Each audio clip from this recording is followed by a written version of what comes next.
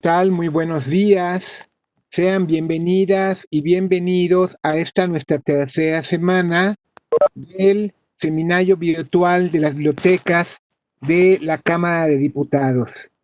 Hoy continuamos nuevamente con el maestro Ismael Caraballo Robledo, con este tema tan interesante de la filosofía de la felicidad.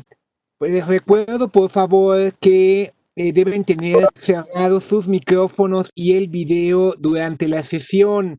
Asimismo, las preguntas se harán solo por el chat de este salón de videoconferencias.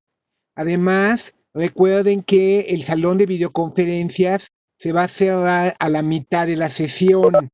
¿Sí? Los asistentes que estén pendientes de aclarar su nombre para fines de la constancia, a favor de comunicarse vía el chat de este salón de videoconferencias con Alejandro Ocampo, Alex Ocampo o con Francisco Osoño, o bien escribirnos al correo electrónico círculo de lectura @diputados.gov.mx. Bueno, pues vamos a continuar con esta maravillosa charla que nos da el maestro Carballo, a quien le dejo muy amablemente la palabra. Por favor, maestro. Maestro Roberto, muchas gracias por su presentación.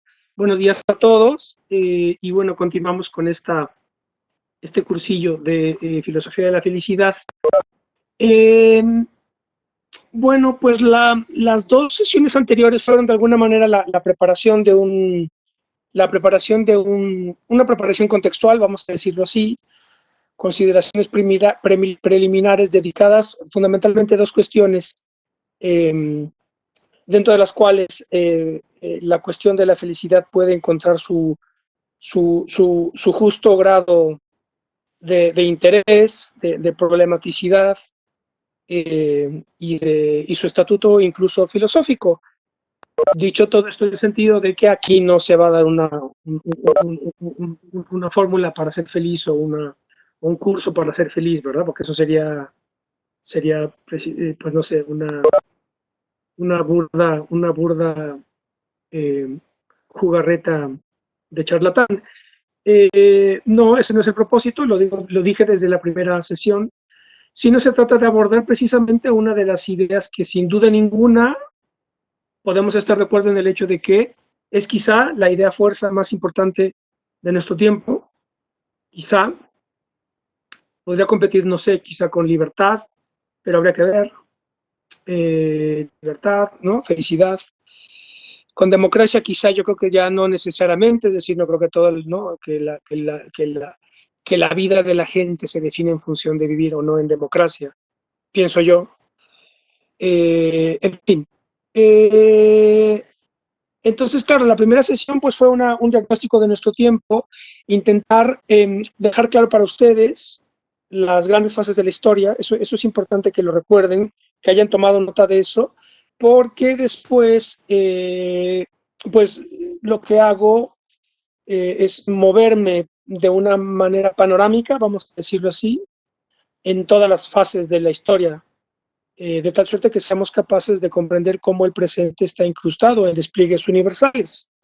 No estoy diciendo que cada día la historia universal se esté escribiendo, ni mucho menos, ni que los problemas cotidianos son problemas nuestros, son problemas que tengan implicación universal, desde luego que no, pero a una escala macro, vamos a decirlo así, pues desde luego que nuestro presente, ¿no? En los últimos 10, 20, 30, 40, 50, 60, 70 años, está incrustado en una marcha general del mundo que no podemos ignorar. Créanme, se los digo con toda franqueza, créanme que cada vez son más los casos en los que me encuentro con personas que piensan que, de hecho quizá yo creo que es la ley, es lo más común es que la gente le importe un pimiento la historia.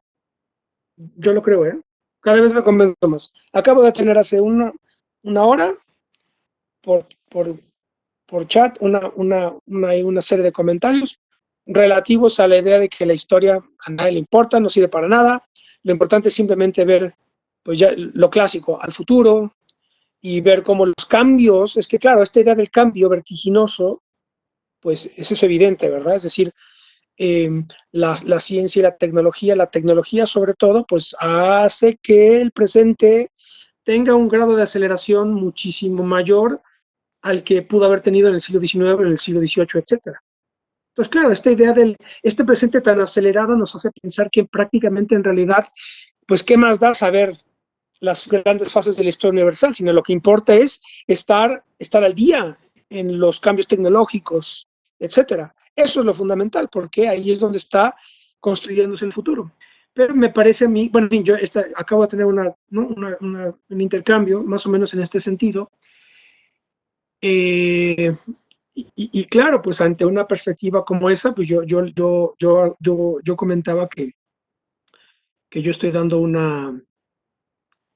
aquí en cámara, con los compañeros de cámara, estoy también impartiendo un curso de historia universal. Entonces, pues mi comentario fue, oye, pues si el punto de vista que debería de predominar es aquel que considera que la historia prácticamente es perder el tiempo o es una cuestión de hobby o lo que sea, pues prácticamente entonces mi curso de historia universal es totalmente prescindible e incluso despreciable, es pérdida de tiempo, ¿no? En fin, yo estoy verdaderamente sorprendido por esta falta que son cosas que yo estoy viendo en el curso de historia, precisamente.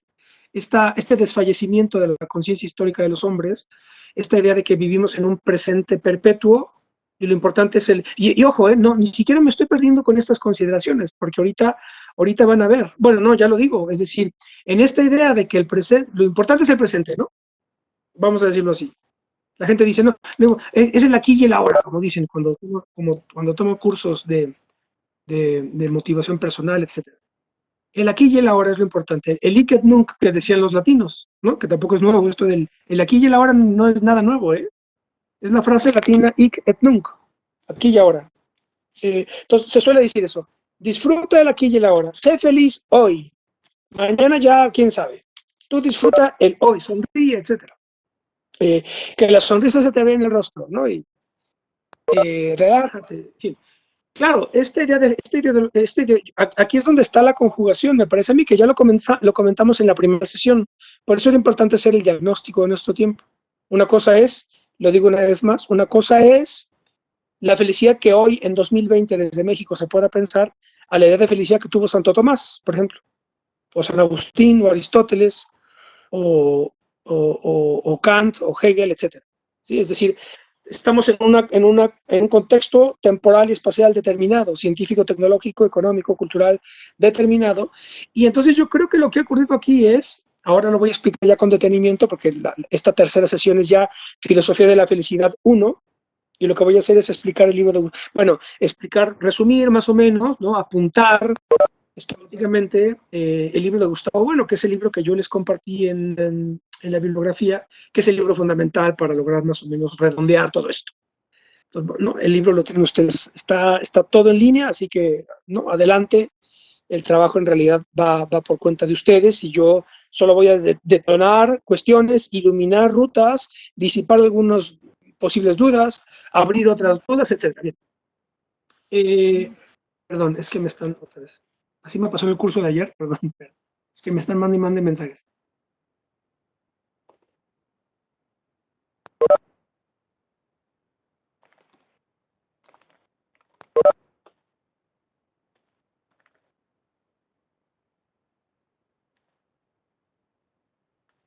Perdón, es que si no me empiezan a llegar aquí mensajes, les aviso. Bueno, ese es el asunto. Entonces, claro, esta idea yo creo que aquí está la cuestión, ¿eh? Yo creo que hay una correspondencia. No estoy diciendo que hay un plan macabro, una conspiración para que esto ocurra. Hay que ser cuidadosos con esto. Esto lo veo siempre pues, cuando en mis cursos de teoría política, cuando veo cuestiones de geopolítica, o incluso en las cuestiones de tipo histórico, pues yo siempre señalo que es muy peligroso incurrir en estas teorías de la conspiración, ¿no? Siempre fui, pero no querer decir que detrás de todo hay una conspiración, no, pero tampoco el extremo, tampoco es válido el otro extremo, que no hay ningún plan de nada y que vivimos en un estado de perpetuo espontaneismo, es decir, ¿no? Es decir, nuestro presente está dentro de, de esquemas espontáneos. Precisamente esto es lo que muchos pueden decir. El presente no obedece a ningún plan macabro de nadie, todo es espontáneo y entonces lo único que hay que hacer es pues estar al día. Entonces en realidad, si lo importante es estar al día en función de la aceleración tecnológica en la que todos estamos ya inmersos, pues ¿para qué diablos sirve la historia? Para nada, ¿verdad? Y además tampoco no tiene ningún caso querer pensar quién está detrás de un plan X, Y o Z para llevar al mundo a uno u otro lado. Entonces, los extremos son los que no proceden. No se trata de que haya un plan maestro, un grupo de poder que controla todo, llámese la masonería en el siglo XIX, o el Club Bilderberg en la actualidad, o los Illuminati de esta, en fin, ¿no? Los que quieran. No es que haya un grupo o un plan, pero tampoco el extremo es válido. No es que no haya ningún plan. ¿Qué ocurre? Que hay muchos planes. Esa es la cuestión. Hay muchos planes, hay muchos grupos de poder, hay muchas tendencias que están convergiendo, chocando. Eso sí es lo que hay, porque si no nos vamos a perder. Y esto es aquí lo que estoy aplicando aquí es el principio de Platón, el principio de la simploqué, ni más ni menos. El principio de la simploqué prácticamente, bueno, es lo que dice Gustavo Bueno, es el principio de Platón, en el sentido de que es un principio sí, teórico, vamos a decirlo así, que está prácticamente en toda la obra platónica. ¿Qué dice el principio de la simploqué? Simploqué en griego es tejido, tejido, eso es simploqué. Entonces, lo que dice Platón es que, ubicándose en una posición ontológica, recuerden, la ontología es lo que gira en torno de la idea de realidad. Una concepción ontológica, ahorita vamos a hablar precisamente es decir, todas estas cuestiones que planteé yo en el principio y en la segunda sesión, en el sentido de que el estatuto filosófico que se le puede atribuir a la cuestión de la felicidad aparece cuando tú la problematizas en el sentido de tratar de entender o en función de lograr entender o de ser capaz de atribuirle un sentido a la vida del hombre y además atribuirle o encontrarle o asignarle un lugar al género humano dentro de la estructura del universo. Solamente a esa escala la idea de felicidad puede ser problematizada filosóficamente, para que no sea una cuestión psicológica o sociológica, ¿verdad? O de sonreír. ¿Sí me explica esto? Entonces, claro, estas cuestiones de la estructura del universo y el lugar que el hombre puede ocupar ahí son consideraciones de tipo ontológico, es decir, cuestiones generales que tienen que ver con la realidad total en su conjunto, ¿verdad? ¿Cómo funciona la realidad? Entonces, claro, la felicidad puede tener solamente ese rango filosófico cuando nos situamos en esa perspectiva. Entonces, yo lo que creo es que lo que está ocurriendo ahora es que este desfallecimiento de la capacidad de los hombres para concebir nuestro presente históricamente, es decir, nosotros formamos parte de un despliegue que viene de lejos, ¿sí? Y hay que conocerlo para saber las tendencias y los planes, los múltiples planes que están, perdón, ya ves que me había perdido porque no terminé de explicarla. Claro, perdón, aquí pido perdón porque luego a veces mi metodología es un poco caótica o un mucho, no lo sé, pero aquí la tecnología ya no nos ayuda tanto, porque cuando estamos en presencial, eh, lo que suelo decir es que si pierdo el hilo o el paréntesis que abro es demasiado largo, ya no recuerdo luego dónde me quedé y entonces ya pregunto en dónde me quedé y ya algún alumno me dice, aquí vamos, perfecto, y retomo. Pero aquí es más difícil hacerlo, es imposible en realidad. Pero bueno, menos mal me acordé, claro, la simploqué. La simploqué significa entonces, dice Platón, es una concepción ontológica. Y lo que dice Platón es esto. Si todo estuviera conectado con todo, si todo estuviera conectado con todo, el conocimiento sería imposible, por la vastedad de la totalidad, es imposible, si todo estuviera conectado con todo, es imposible el conocimiento. Pero también en el otro extremo también sería imposible el conocimiento. ¿Cuál es el otro extremo? Que todo está desconectado de todo. Entonces, ni todo está conectado con todo, ni todo está desconectado de todo, sino que lo que ocurre es que hay unas cosas conectadas con unas, pero desconectadas de otras. Y entonces la labor de la filosofía es encontrar la simploqué de la realidad, es decir, encontrar el tejido de la realidad. Y claro, entonces, y esto ya después, y esto es genial, cuando logras captar eso, te das cuenta que eso está en toda la obra de Aristóteles. Cuando dice la República, o en la República, no me acuerdo qué diálogo es, sí es la República, cuando dice el filósofo, fíjense ustedes, cómo define el filósofo en términos de la simploqué, porque dice, el filósofo no puede saber, no es el que lo sepa todo, porque es imposible. De hecho, ahí está el término, el origen del término filosofía, que es ya pitagórico, ¿eh? La acuñación del término filosofía es de Pitágoras. Y entonces Pitágoras dice que el filósofo es el que tiende al conocimiento, ¿verdad? Filos, amor o tendencia o afinidad a, ¿correcto? Sofía, conocimiento. Entonces dice Pitágoras, el filósofo es el que tiende al conocimiento, pero que no lo puede tener todo, porque eso solamente los dioses, dice Pitágoras. Solamente, ¿verdad? Solamente son sabios los dioses. El hombre, a lo máximo que puede aspirar, es a la filosofía, es decir, acercarse, tender a el conocimiento. Esto lo recupera Platón y dice, claro, el filósofo no es el que lo puede saber, no es el que lo sabe todo, porque eso es imposible, pero tampoco es el que lo desconoce todo, sino que está en medio, ¿sí? Por eso la filosofía como saber de segundo grado, etc. Creo que ya hablé aquí, no sé si lo puse en mis notas. Sí, claro, claro, ahí empezamos, ¿verdad? Filosofía, disposición estratégica del entendimiento para poderte mover entre la diversidad de saberes de primer grado, pero sabiendo que nunca podrás conocerlo todo porque no todo está conectado con todo, pero tampoco desconocerlo todo, en el sentido de que todo está desconectado de todo y yo no puedo saber nada. ¿Verdad? Que es el escepticismo, es decir, el dogmatismo, por un lado, y el escepticismo radical. La filosofía crítica en realidad está en medio.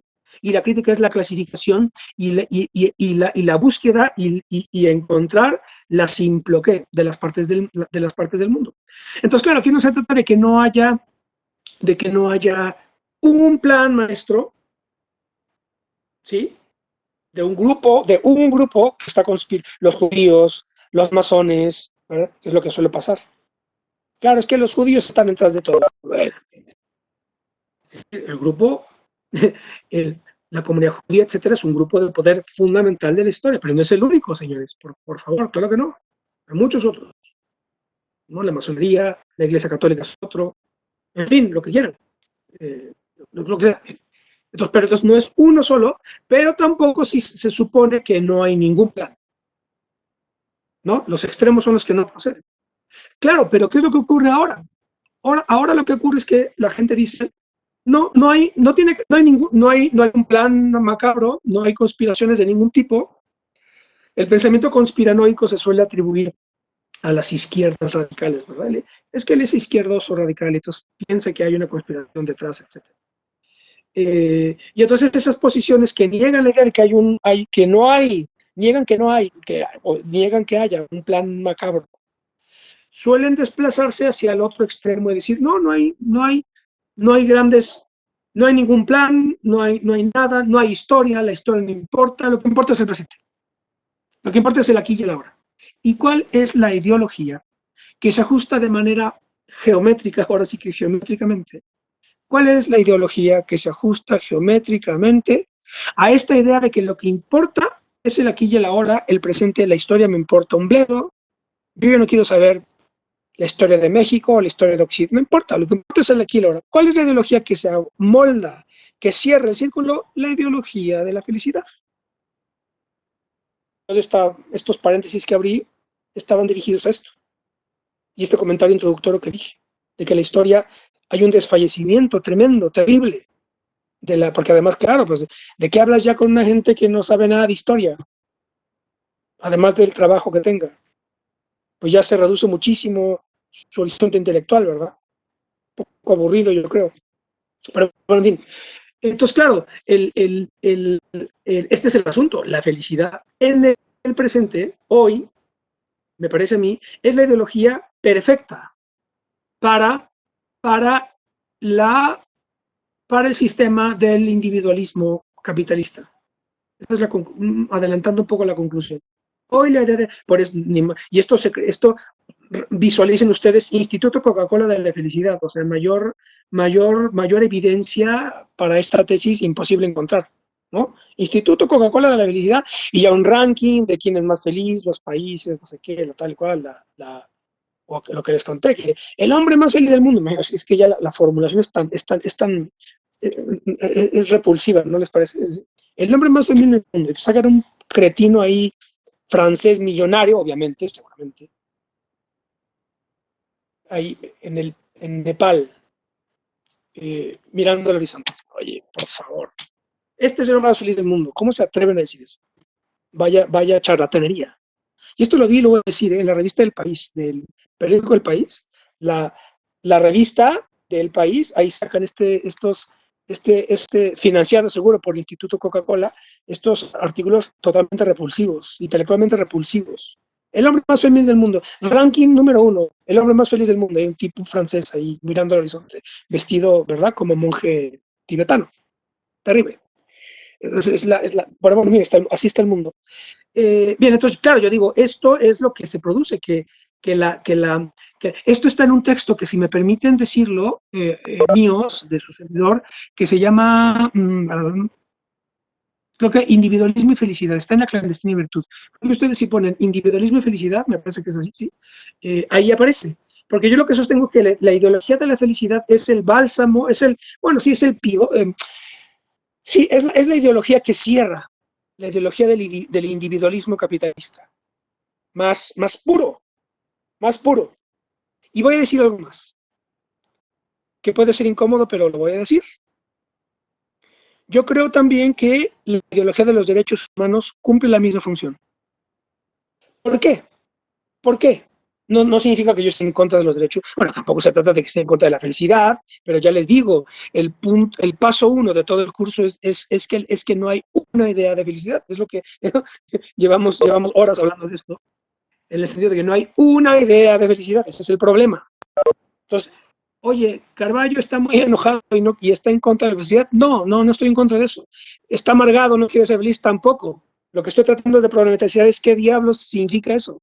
¿Qué significa la felicidad y cuál es su función histórica? Y, por ejemplo, ¿cómo podemos definir su función hoy según una de sus modulaciones? Que es la que Gustavo Bueno llama la felicidad canalla. Canalla viene de can, de perro, y él dice, claro, la felicidad canalla es lo que queda.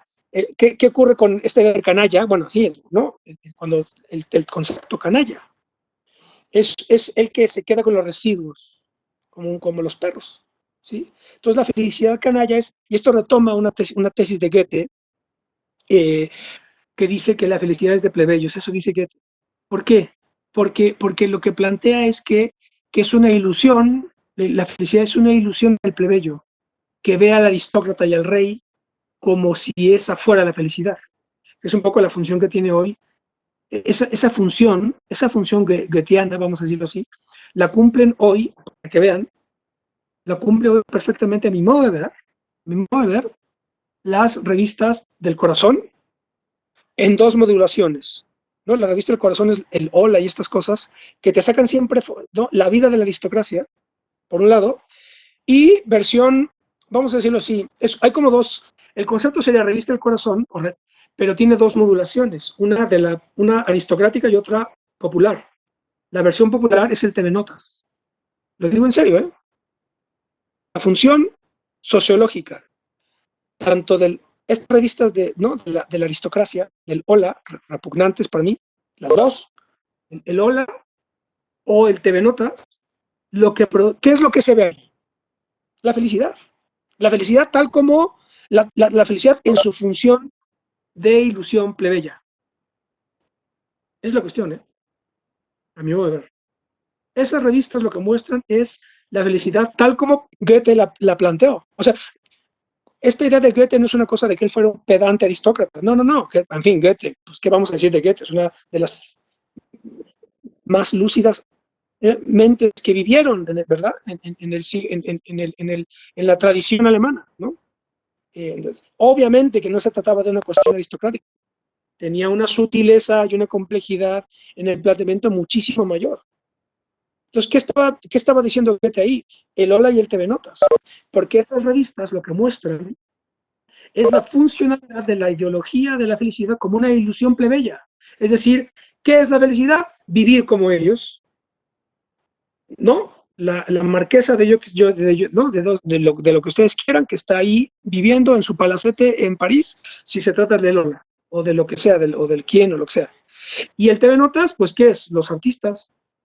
Bueno, artistas, sí, en fin, la farándula. La farándula. ¿Y qué hacen siempre? ¿Qué hace siempre la farándula? ¿Cuáles son, en qué situaciones retrata TV Notas a la farándula? Obviamente, la farándula que traslada un canon estético, entre todo, ¿verdad? Obviamente. Fundamentalmente, ¿qué es lo que están haciendo? Siempre están en vacaciones. Y entonces eso conecta con lo que yo considero que son las tres ideas fundamentales, además de la felicidad, es decir, la felicidad como gran ideología del presente. La felicidad como teoría o como idea, y cómo se verifica prácticamente en el presente, en el presente que diagnosticamos en la clase 1. Pues esa felicidad se ejecuta, se ejercita a través de sexo, turismo y deportes. Yo creo que esos son los tres componentes hoy que cierran el círculo de la felicidad en nuestro mundo. Es decir, la felicidad hoy se asocia con la sonrisa en el rostro, la vida de la aristocracia o de la farándula y el disfrute del sexo, el turismo y el deporte. A mí me parece que por ahí va la cosa. ¿Eso está bien o está mal? Ni lo uno ni lo otro. Ni lo uno ni lo otro. Simplemente es lo que hay. Así lo pongo, para que no se piense que yo soy aquí yo qué sé, que yo estoy aquí pontificando y diciendo que esto está mal. No, yo lo único que digo es que esto es lo que hay. Esto es lo que se ve. Esto es lo que yo veo. Porque en efecto, ya les digo, el ejercicio de la filosofía es fundamentalmente disponer las cosas a una escala de cierta distancia panorámica y sistematizar lo que hay. Sistematizar lo que hay.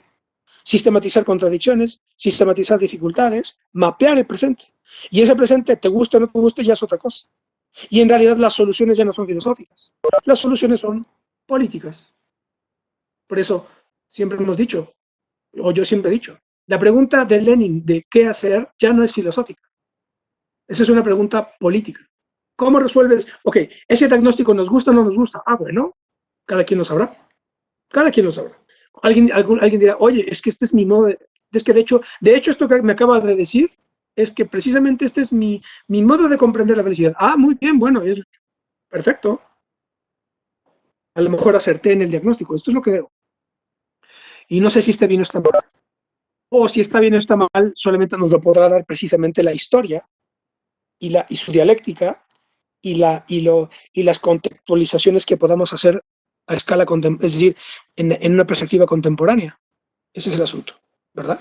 Entonces, claro, para volver a cerrar este comentario inicial, ya les digo, esta felicidad se acopla perfecto a la idea de que es lo que decía Marx. Marx decía, con su genio, esto está en la ideología alemana. Fíjense ustedes, dice Marx, esto lo utilizo mucho para explicar qué es la política y qué es el ciudadano. Es que, bueno, ¿saben qué me pasa luego? Que como estamos ya, yo solo veo la cámara, luego ya no sé en qué curso estoy. Ese es un poco, porque estamos dando el de historia y luego también doy uno de teoría política, todos ahí con compañeros de cámara. Pero claro, pues si el de cámara, pues ya es cuando te desplazas al lugar, ya te sitúas. Pero ahorita yo solo veo una cámara en mi celular, entonces luego me hago bolas de no sé dónde estoy. Eh, eh, entonces, ya no sé si aquí he comentado esto, pero no, seguramente que no, porque es de teoría política. La anécdota de Marx dice, esto es genial, ¿no? Bueno, todo lo que hizo Marx. Dice Napoleón y la Revolución Francesa y Napoleón, la Revolución Francesa y Napoleón hizo o transformó al buen bebedor de cerveza de las tabernas alemanas en un ciudadano histórico alemán. ¿Qué les parece? Napoleón, bueno, Napoleón remata la Revolución Francesa, ¿no? Es la coronación de la Revolución Francesa, porque la controla, la conoce, la controla y la expande. y activan las guerras europeas, etcétera, ¿no? Las guerras napoleónicas.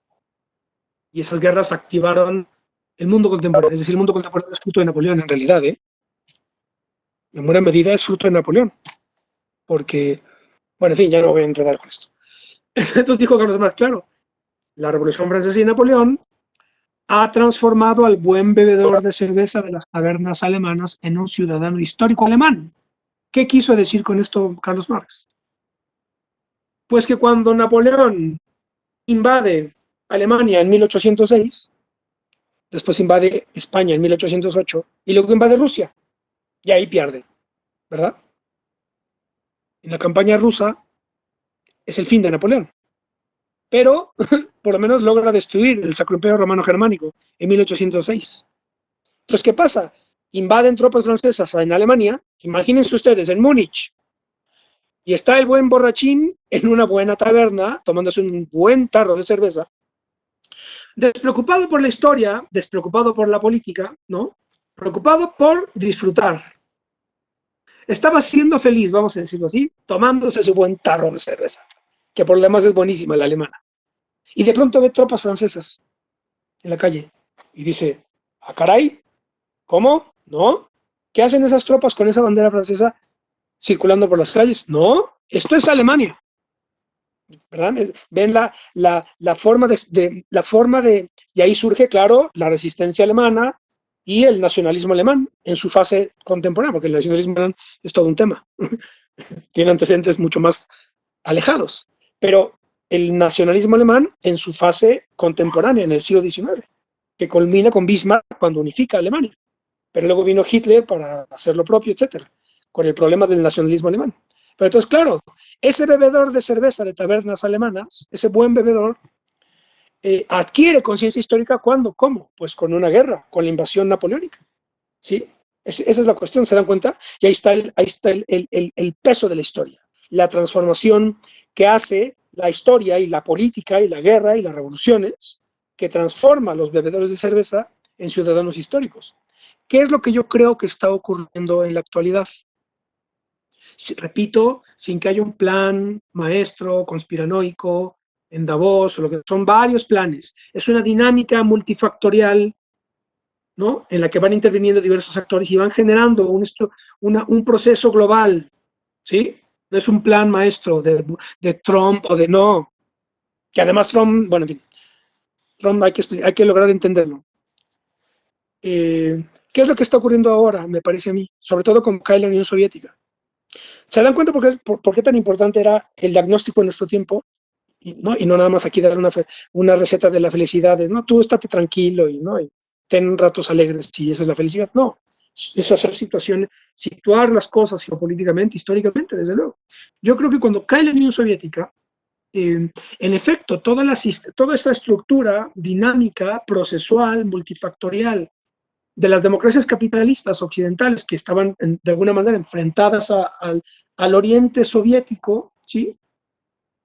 Cuando cae la Unión Soviética, entonces se activa un proceso en virtud del cual, yo suelo decirlo así, se ha querido transformar al ciudadano histórico en buen bebedor de cerveza de las tabernas del lugar donde viva. Yo creo que es lo que está pasando.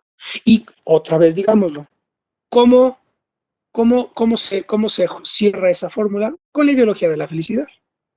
Es decir, lo que ahora busca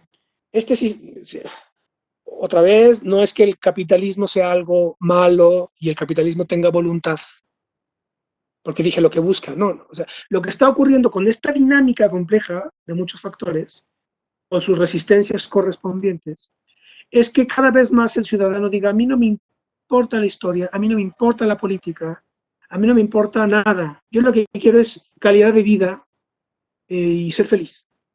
Claro, ¿qué es eso? Pues el buen bebedor de cerveza, el consumidor satisfecho. Es el consumidor satisfecho.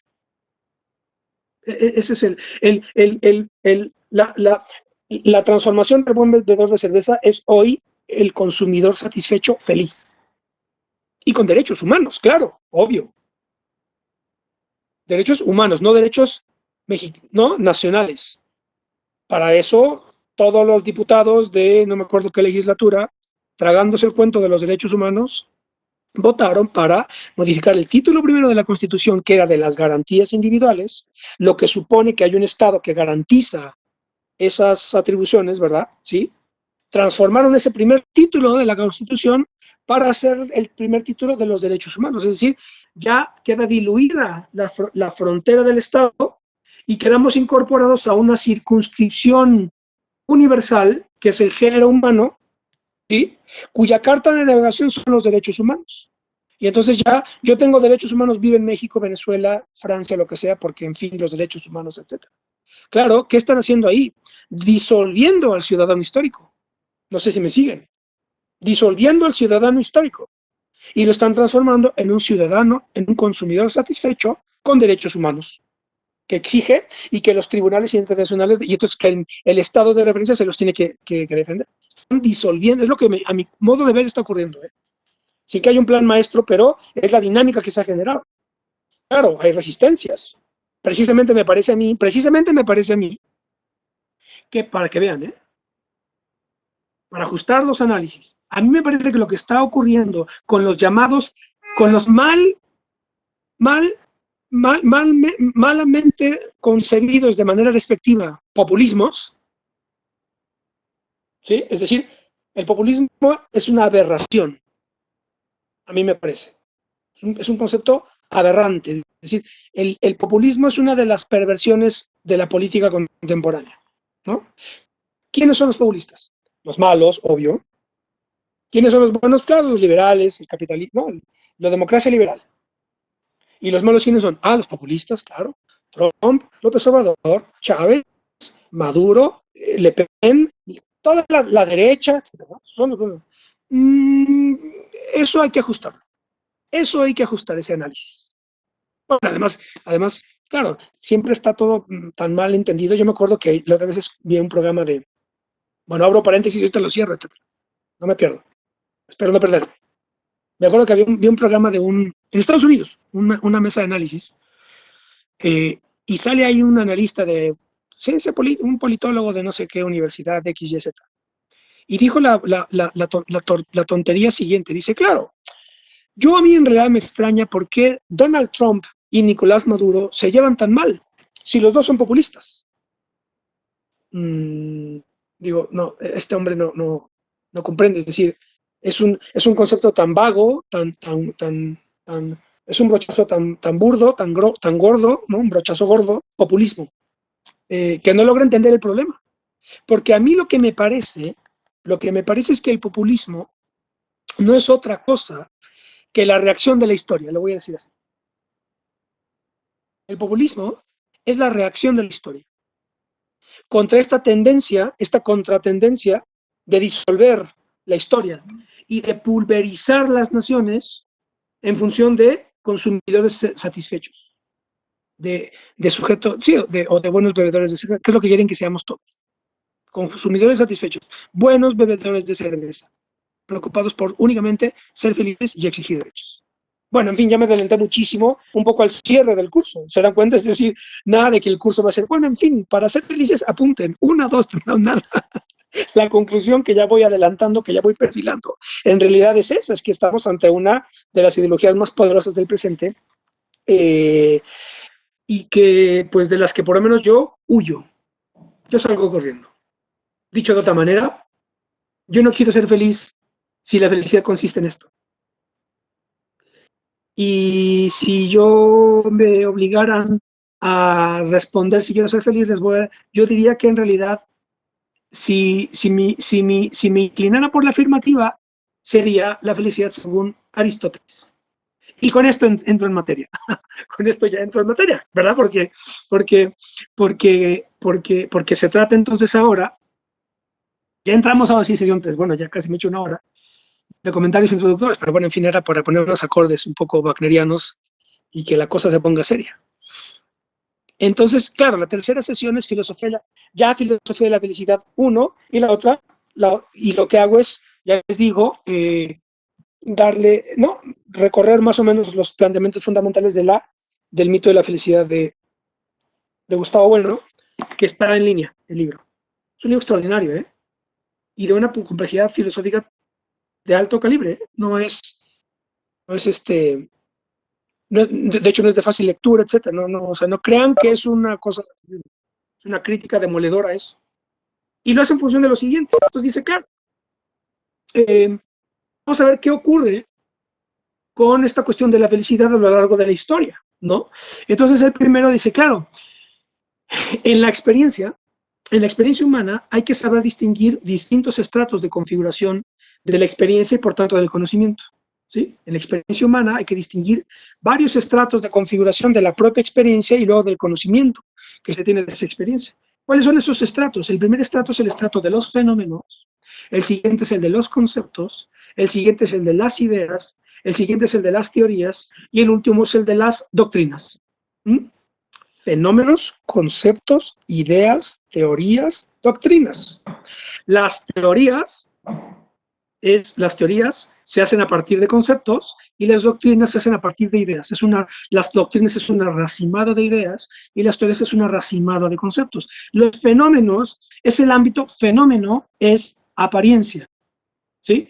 El fenómeno, el nivel fenoménico, que claro, es un concepto que, bueno, fenoménico casi no se utiliza, es un término filosófico, o si acaso científico, pero más o menos, es muy poco utilizado.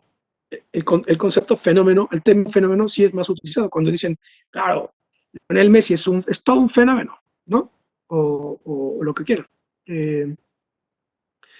Claro, estrictamente en la tradición griega, fenómeno es apariencia, es decir, es el primer grado en el que tiene lugar la experiencia, vamos a decirlo así, ¿sí? Es decir, lo fenoménico es aquello que se nos ofrece a la percepción, y entonces el hombre lo percibe, ¿correcto? Claro, la felicidad cuando se plantea como sonrisa o como alegría es el plano fenoménico, ¿me siguen? Es el plano de las apariencias, cuando dicen, claro, mira el niño sonriendo, esa es la felicidad, ¿no? Un niño sonriendo, ja, ja, ja, ja, eso sí, es la felicidad fenoménicamente, es decir, en ese primer nivel de apariencias, que dice, mira, está sonriendo, ok, esa es la felicidad.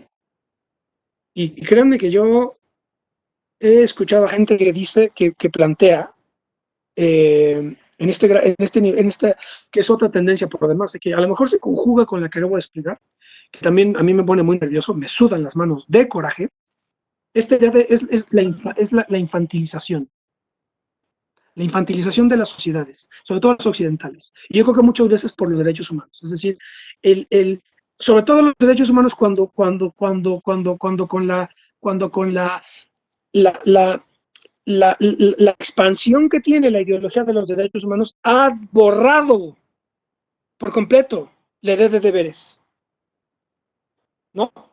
Y entonces, cuando tú haces que una sociedad solamente esté formada en función de sus derechos, lo que haces es infantilizarlo. Tengo derecho, tengo derecho, tengo derecho, tengo derecho a todo. Yo quiero derechos, yo exijo mis derechos. Bueno, ¿y cuáles son tus deberes? Precisamente, el principal deber, claro, yo otra vez me estoy confundiendo porque yo no me acuerdo en dónde estoy, pero cuando explico lo de la ciudadanía, ¿qué es un ciudadano? Alguien me dirá de inmediato, alguien que tiene derechos, ¿verdad?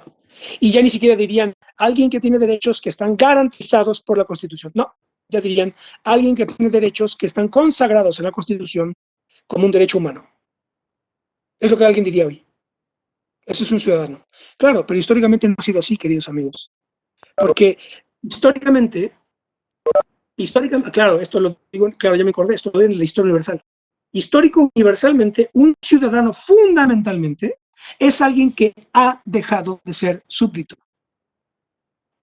Esa es la cuestión. Histórico universalmente. Hoy es alguien con derechos humanos, ya ni siquiera derechos garantizados por el Estado, derechos humanos.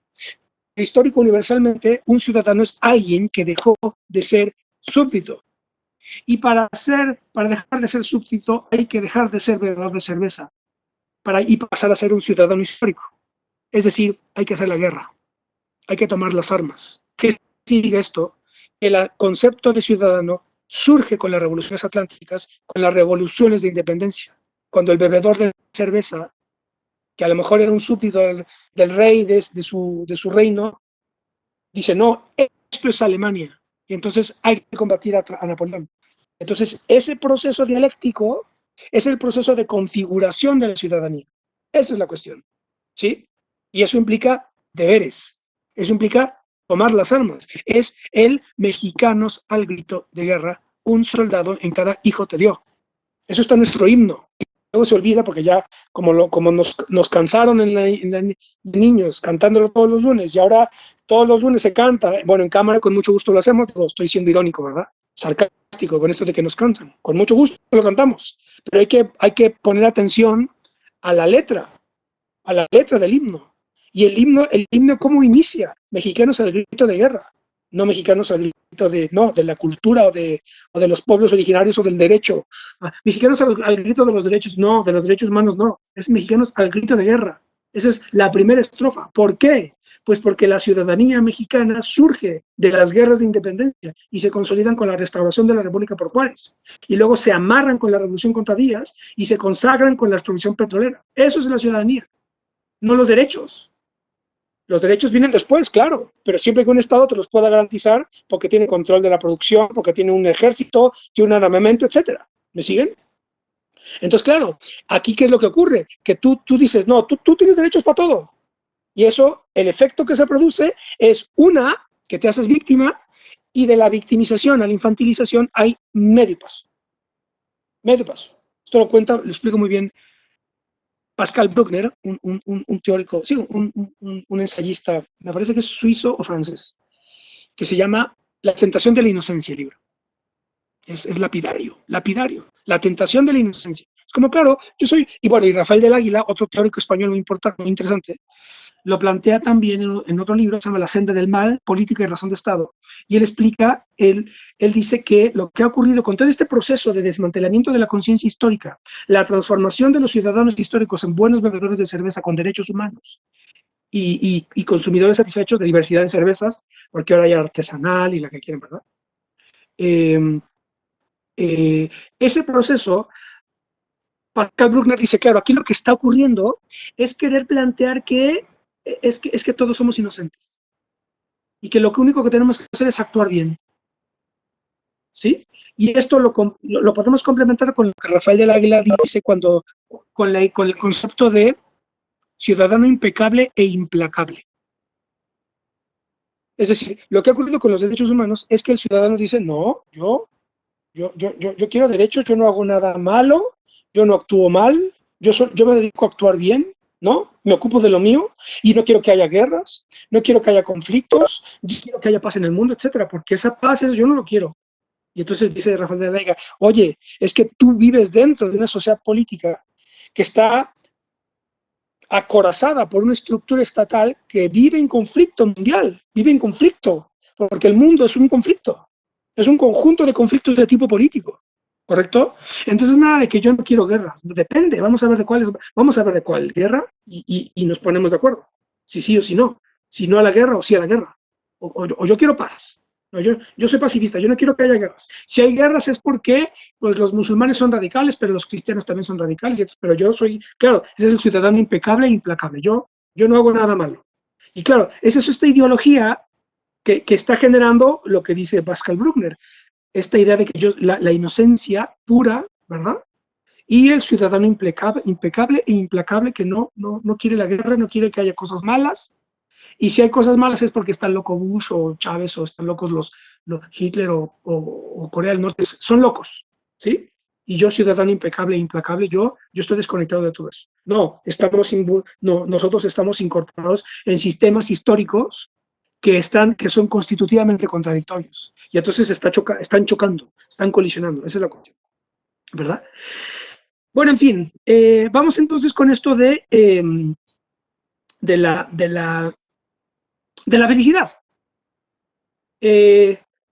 La felicidad tal como la define Aristóteles, que para Gustavo Bueno es el primero que le da una sistematización adecuada, vamos a decirlo así, filosófica al problema, a la cuestión de la felicidad, tanto fundamentalmente en la metafísica como en la ética Nicómaco. Esto no significa que no haya habido previamente cuestiones relativas a la felicidad. Ahora haremos un recorrido etimológico de términos griegos y latinos con los que se suele asociar la felicidad. Pero en ese suele está el problema, está el diablo ahí. Porque no se trata de que digamos, claro, felicidad es hedoné.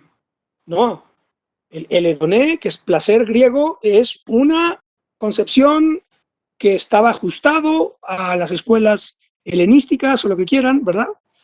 En sus contextos.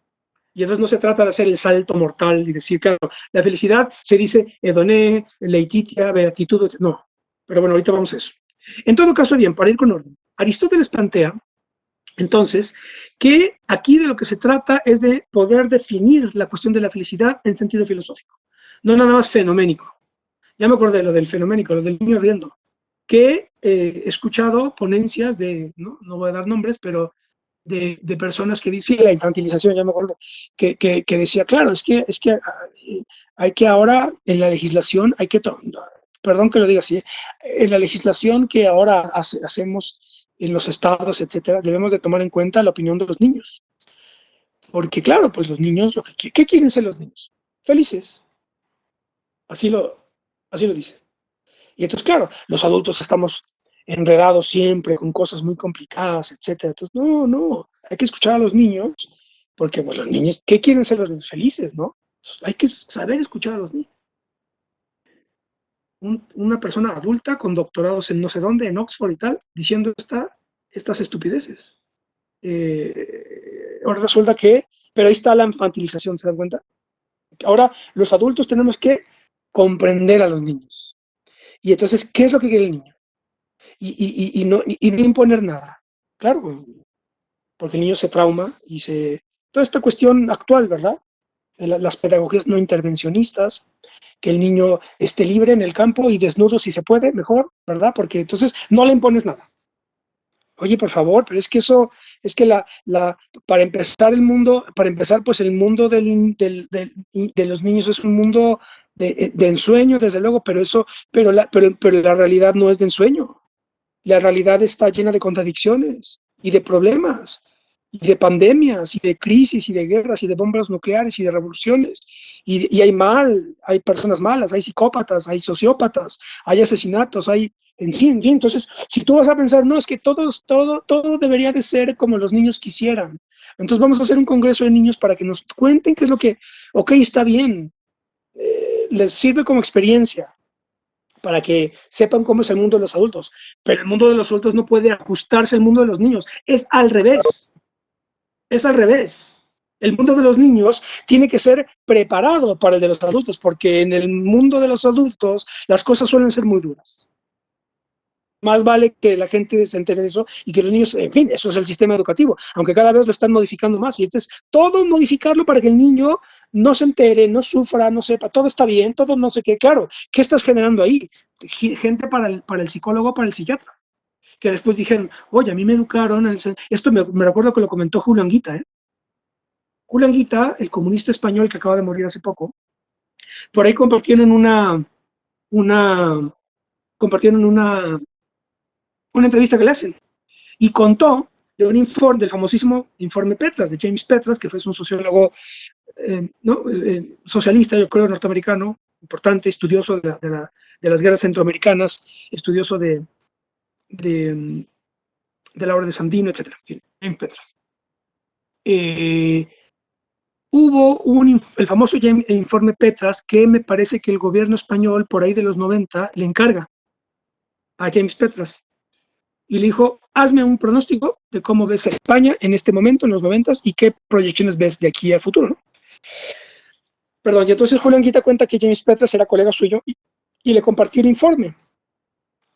Y entonces la conclusión que lo congeló, que lo dejó frío, de ese informe Petras, era que España, tal como veía, por cuanto a su capacidad productiva, sus tendencias demográficas, su capacidad de consumo, su capacidad de recaudación, etcétera, ¿no? Su cuadro macroeconómico, demográfico, sus tendencias, etcétera. Petras dice, España está encaminada al colapso económico. porque claro, entró a la Unión Europea, vende la industria pesada, vende la leche, vende las minas, vende lo que hizo el neoliberalismo acá, en México y en Argentina. Lo mismo. Felipe González, del PSOE, la izquierda moderna, como les gusta llamar, lo que hizo fue vender toda España. Vendió a las grandes empresas, las vendió. SEAT, que era la marca española de coches, la vendió a Volkswagen, etc. Bueno, en fin, desmanteló el Estado español. La administración, ¿no? Productiva, la planta productiva española. Y entonces dice Petras, claro, lo que yo preveo es que España como sociedad se dirige al colapso, porque las tendencias demográficas, no, en fin, todo el cuadro apunta a eso. Y dice, el problema es que las nuevas generaciones no están preparadas para el sufrimiento ni el sacrificio. ¿Qué es eso? Claro, Petras dice, oye, la generación de la Guerra Civil Española o de la Segunda Guerra Mundial o la generación de la Revolución de México, vaya que tuvo que esforzarse y sacrificarse y sacar adelante a un país como México o como España o como Europa, ¿verdad? Pero eso implicó sacrificio y sufrimiento, ¿sí? Y entonces, lo más alarmante del informe Petras es que ante este panorama, ¿no?, catastrófico de España, ante ese panorama catastrófico, ocurre que tus jóvenes, ¿no?, en donde está depositado el futuro, no están preparados para el sufrimiento y el sacrificio. ¿Por qué? ¿Por qué no están preparados? Pues porque los formaron o los están formando en la caja de algodón. No, que los niños, es que los niños quieren ser felices, entonces que nos digan qué es lo que quieren, no los los violen, una vida libre de violencia, porque esto de la violencia, claro, genéricamente es muy difícil, es decir, una cosa es la violencia intrafamiliar, la violencia de hombres contra mujeres, pero tú no puedes decir que en el mundo no haya violencia, porque entonces, claro, en fin. Entonces, claro, esto es lo que ha ocurrido con la pedagogía, la pedagogía moderna, todas las pedagogías no intervenidas, la ideología Montessori, el niño libre, etcétera, que nadie le diga nada, que nadie le grite, que él hable siempre en sí, nunca en no, etcétera. Todas estas cosas. Claro, ¿qué produces ahí? Generaciones que no están preparadas para encarar la dureza de la vida. La dureza de la vida, como por ejemplo lo que ocurre cuando hay una pandemia que va a llevar la economía a una desaceleración terrible y a ver cómo se levanta el país, que yo creo que lo vamos a lograr. Y además porque hay una dirección nacional extraordinaria, creo yo. Pero de todas maneras, duro lo va a hacer. Claro, si tú tienes a toda una generación o a dos formadas en el exigir derechos y ¿verdad? Pues entonces, ¿qué sacrificio va a poder hacer esa? Esa es la cuestión. Entonces, toda esta ideología de que hay que ver a los niños para hacer legislación me parece verdaderamente lamentable. Lamentable. Pero nada, son ideologías basura, así es, son ideologías basura, pero hechas desde Oxford, Harvard, Yale. Cuidado con esto, ¿eh? Cuidado con esto. O sea, no están hechos ahí en centros de investigación Coca-Cola, están hechos en Harvard, en el top porque estas personas que yo conozco vienen del top universitario europeo. Entonces, desde ahí vienen todas estas ideologías. ¿Está bien o está mal?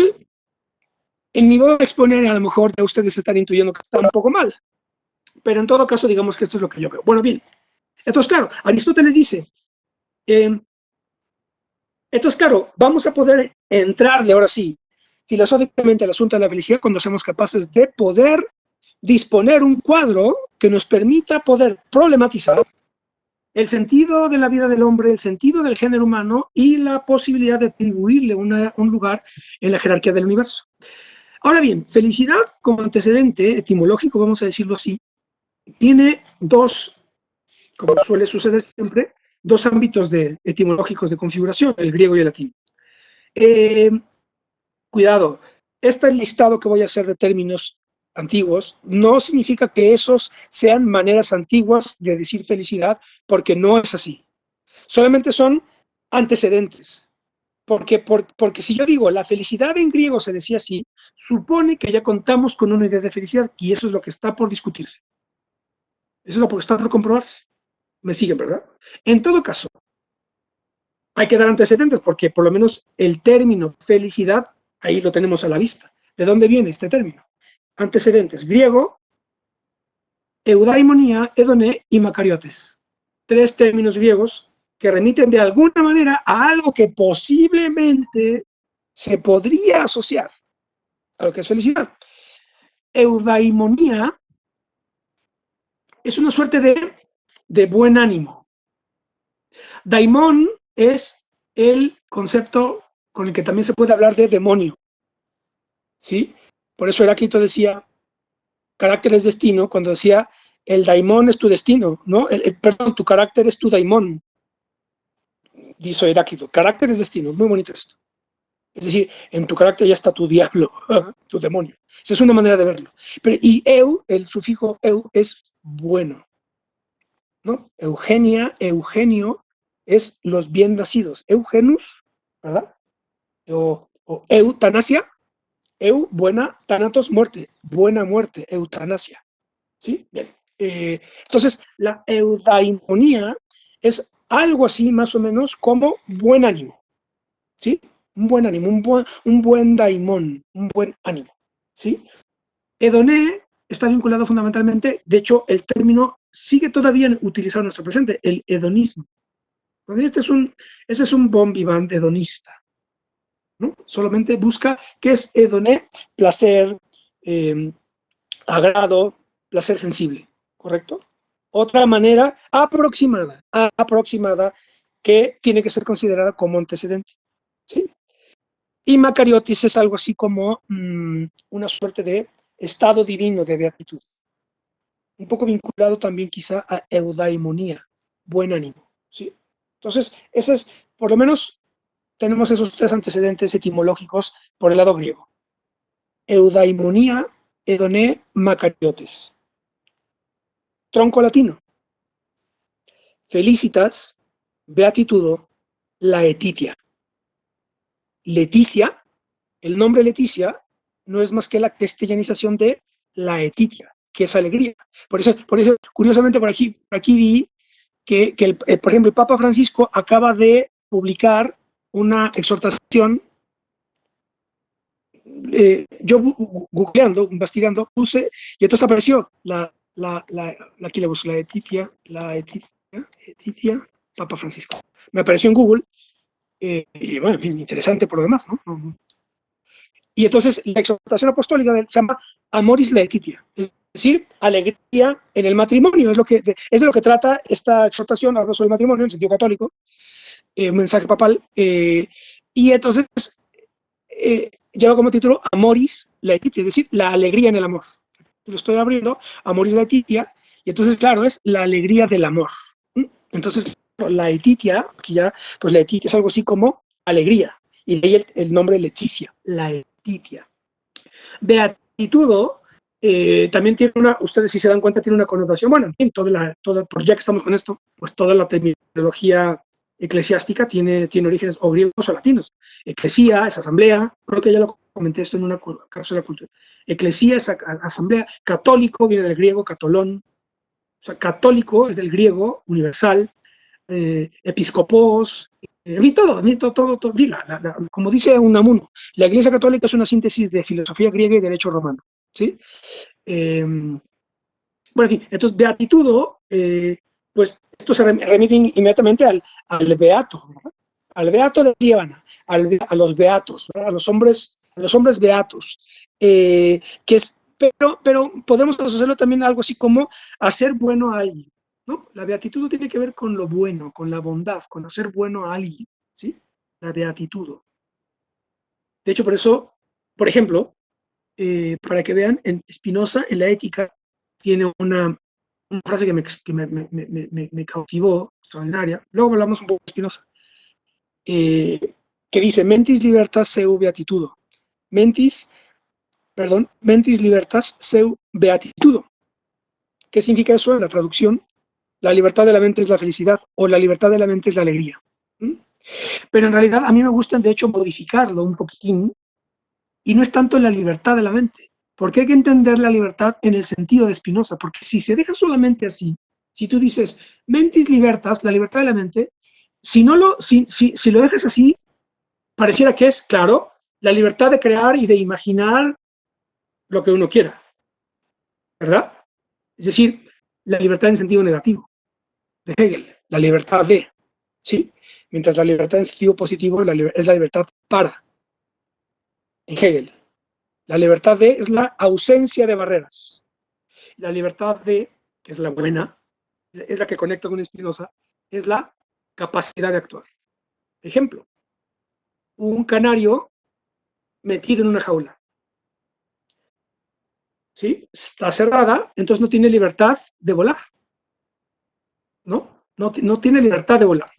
Si tú le abres la jaula, entonces tiene libertad negativa, tiene libertad de salir. Pero ocurre que el canario tiene mal un ala, no puede volar. Entonces no tiene libertad positiva, no tiene libertad para salir. Tiene libertad de salir, libertad de tránsito, por ejemplo, tiene libertad negativa, pero como no le sirve un ala, no tiene libertad para salir. Y ahí está, es más complicada, porque la clave de la libertad es la libertad positiva, no la libertad negativa. Esto lo pone muy bien, pone un ejemplo bueno, muy bueno, ahora sí que muy bueno, en una entrevista que le hacen en los 70, cuando dice, claro, tú en España, tú pones un libro de trigonometría o de álgebra superior, pones ahí 3 cajas de libros de álgebra superior aquí en la calle, ¿no? Y que la gente los tome. Tienen libertad negativa, libertad de tomarlo. Claro, pero si todos son analfabetos en matemáticas, nadie va a tener libertad para entenderlo. Si lo va a abrir y va a decir, ¿y esto qué? ¿No? Al boiler, ¿verdad? No me sirve. Entonces la clave es la libertad positiva. O dicho de otra manera, ahora que están todo el tiempo con libertad de prensa, libertad de opinión, libertad de... Bueno, claro, libertad, di lo que quieras, pero si tú eres un imbécil, pues mejor que no tengas libertad. ¿Para qué te sirve la libertad si no tienes nada para decir? Es la cuestión. ¿Libertad para qué? Decía Lenin. ¿Sí? Libertad. Lo importante es la libertad para. ¿Qué tienes que decir? No tengo que gritar. Yo tengo libertad de expresión. Hay libertad, sí, pero lo que estás diciendo, es decir, si tú estás diciendo que yo qué sé, nada, alguna incoherencia geométrica, pues la libertad no sirve porque lo que dices no es verdad, es falso, ¿verdad? Entonces lo importante es la libertad para. Bien. Entonces, claro, mentis libertas seu beatitudo, a mí me gusta traducirlo en el sentido de Spinoza, que es este que acabo de explicar, que lleva a la libertad positiva de Hegel, porque para Spinoza la libertad de la mente es la conciencia de la necesidad. La libertad para Hegel es conciencia de la necesidad. Yo soy libre en la medida en la que mis actos pueden ser atribuidos a algo que yo consideré necesario hacer. Y entonces por eso soy libre. Es decir, soy libre porque actué según lo que yo consideré que era necesario hacer. Y entonces eso implica ya una contextualización, ¿correcto? Y que, en términos más abstractos, ¿qué es la necesidad? ¿Qué es la libertad como necesidad para Spinoza? Conocer los mecanismos de la naturaleza. Entonces, Spinoza transforma el destino en naturaleza. La naturaleza es el destino del hombre. Y entonces, a mí como me gusta traducirlo es la potencia de la mente, es la felicidad. Mentis libertas seu beatitudo es la potencia de la mente, es decir, la libertad como potencia. Eso es es decir, la mente con la potencia para comprender. La mente con potencia para comprender. No la libertad de imaginar, sino la potencia para comprender, que no es lo mismo. No es lo mismo, ¿verdad? De hecho, esto me va a conectar con Aristóteles, por lo siguiente, para volver a Aristóteles. Claro, entonces en la antigüedad, según dice, bueno, claro, aquí el punto de arranque es Aristóteles, y de ahí para acá, ¿sí? Porque él es el que, con todos estos antecedentes en distintas escuelas helenísticas, etcétera, de maneras de referirse al placer, al buen ánimo, ¿sí? O a lo bueno, o a la beatitud divina, ¿no? Macariotes, Edoné, Eudaimonía. Solo Aristóteles es el que más o menos es el que le da una sistematización filosófica. ¿Qué hace? Aquí hay que explicar más o menos la metafísica de Aristóteles o la ontología de Aristóteles. Aristóteles plantea que el mundo, es un poco ya lo vimos cuando hablamos de la idea de sentido, en la lección pasada. Aristóteles en la ontología, es decir, o metafísica, porque la ontología es la ontología, el término ontología, que acuérdense, ontología es todo lo que gira en torno de la idea de realidad. es la teoría de la realidad. ¿Cómo funciona la realidad en su conjunto? Esa es una consideración de tipo ontológico. La ontología es la transformación de lo que fue la metafísica aristotélica a partir fundamentalmente del siglo XVII, entre otros por Christian Wolff. ¿Sí? Entonces, la metafísica de Aristóteles se transforma en el XVII en ontología. La metafísica de Aristóteles era el tratado sobre el ente, el ser, la causa, la sustancia, es decir, las cuestiones abstractas que te permiten comprender el funcionamiento todo de la realidad, ¿verdad? Es decir, cuáles son las sustancias del mundo y cuáles son los sistemas de causa que hacen que las sustancias tengan entidad. Entonces, ente, sustancia, causa, etc. La metafísica de Aristóteles. Que por eso dice, bueno, claro, que es un poco, dice, bueno es bueno, ¿verdad? Pero dice, claro, se suele decir que es un libro muy abstracto, etcétera, pero lo que hace en la metafísica es hablar del mundo. Él lo dice muy bien bueno porque dice, claro, está hablando del mundo, pero visto desde una abstracción que te permite comprender su geometría invisible, ¿sí? ¿Cuáles son las sustancias y las causas, ¿no? La sustancia y la causa. Entonces, claro, la ontología aristotélica es la manera en la que él, más o menos, de aquí podríamos nosotros obtener lo que podría ser el principio aristotélico de la felicidad. El principio aristotélico de la felicidad, que se deriva de su ontología, de su estructura del mundo. ¿Cómo está estructurado el mundo o la realidad para Aristóteles? En función de el acto puro y la naturaleza. Acto puro, naturaleza. El acto puro es incorpóreo, inmaterial, y la naturaleza es el plano de la realidad de las sustancias, ¿sí? De las sustancias materiales, corpóreas, ¿correcto? El acto puro está arriba de la luna, es el mundo sublunar, que es un mundo eterno, ¿sí? Y el mundo sublunar, el mundo debajo de la luna, es el mundo de la naturaleza, corpóreo, material, y ahí es donde están los fenómenos. Es decir, en el plano de la naturaleza están los hombres percibiendo las apariencias que la naturaleza nos ofrece, ¿correcto? Acto puro, plano supralunar, inmaterial, eterno, abstractísimo, ¿sí? Y plano sublunar, naturaleza, cosas materiales, sustancias materiales, corpóreas, los fenómenos que se ofrecen a la percepción, ¿correcto? Entonces dice, claro, la felicidad está vinculada con la perfección. La felicidad es la perfección. Claro, esto aquí es interesantísimo ver, porque me acuerdo que sí hice el comentario cuando hablamos de la corrupción, es decir, es ya toda la, claro, por eso es lo interesante conocerla en términos ontológicos, porque es decir, ¿cuál es, así como el principio de Simproqué, de alguna manera es un principio ontológico de Platón, porque lo puedes ver en todos lados de su obra, ¿sí? Te das cuenta, no todo está conectado con todo, pero tampoco todo es desconectado de todo, es una concepción ontológica, ¿sí? Lo mismo ocurre con la ontología aristotélica, acto puro y naturaleza, porque luego te das cuenta que toda su obra está más o menos acomodada a eso. Cuando hablamos de la corrupción, habíamos dicho que la corrupción, ¿se acuerdan? Solamente la corrupción tiene que ver con el principio de cadencia y fin de algo, ¿sí? Cuando dije todos, en realidad, todos en tanto que cuerpo, somos corruptos, porque nuestro cuerpo tiende a degenerarse y morir, ¿correcto?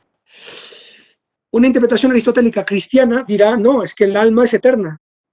Entonces, el alma es la forma de una materia, que es el cuerpo, ¿no? Dice el cristianismo, interpretando el heliomorfismo materia-forma de Aristóteles. El cuerpo es la materia, la forma es el alma, las almas son eternas, ¿sí? Entonces, claro, cuando habla de la corrupción, utiliza Aristóteles su ontología y dice, claro, el acto puro, el mundo supralunar, ¿sí? Es eterno, es perfecto, no se corrompe, ¿sí? El mundo debajo de la luna, el mundo de la naturaleza, el mundo de los fenómenos es corruptible, se corrompe. ¿Por qué? Porque ahí aparece el tiempo. Y en el tiempo las cosas se degeneran, etc. Bien. Entonces, claro, entonces dice, claro, la felicidad es la perfección. Y por tanto, la perfección, esto para definir el principio de la felicidad, como la fórmula, la fórmula filosófica, ¿sí? No la fórmula de ahí un método para, ¿no? Sonreír todos los días, no, sino filosóficamente. Entonces, dice Aristóteles, la felicidad está vinculada con la perfección es el acto puro, solo el acto puro es feliz. ¿Qué es el acto puro para Aristóteles? Dios, el Dios de Aristóteles. Por eso esto después, el Dios de Aristóteles, el Dios de Aristóteles es el que está en las tres religiones fundamentales de la historia. Cristianismo, que llega a través de San Agustín, judaísmo, que llega a través de Filón el judío, y el Islam, que llega a través de Averroes, perdón, de Mahoma. De Mahoma. Es decir, la idea, el acto puro, Dios como acto puro, como causa de todas las causas, llega a las religiones fundamentales de la historia a través de Filón, San Agustín y Mahoma. El escándalo, la gran diferencia, es que en el cristianismo, ese Dios aristotélico, acto puro, encarna. Ahí está, esa es la revolución. Esa es la revolución. La revolución. ¿Por qué? Porque entonces el hombre, como segunda persona de la Trinidad, es la encarnación de Dios. Y eso ya es una blasfemia para judíos y escándalo para musulmanes. Y está el origen del conflicto teológico, histórico y geopolítico de las tres religiones fundamentales de la historia. Pero bueno, entonces, dice, claro, de lo que se trataría entonces es, dice, claro, la felicidad como perfección está en el acto puro. Pero ¿cuál es la actividad fundamental del acto puro? La inteligencia. ¿No? Que es lo que luego dice, es el pensamiento del pensamiento. El acto puro, que es decir, según las causas, ¿no? Las causas, las teorías de las cuatro causas. ¿Recuerdan? Las entidades reales obedecen a la convergencia de cuatro tipos de causas: causa material, causa formal, causa eficiente, causa final. ¿Sí? Ok, si todas las entidades del mundo natural sublunar, perdón, obedecen a causas, entonces, ¿qué nos explica, qué es lo que determina causalmente las causas de las cosas del mundo?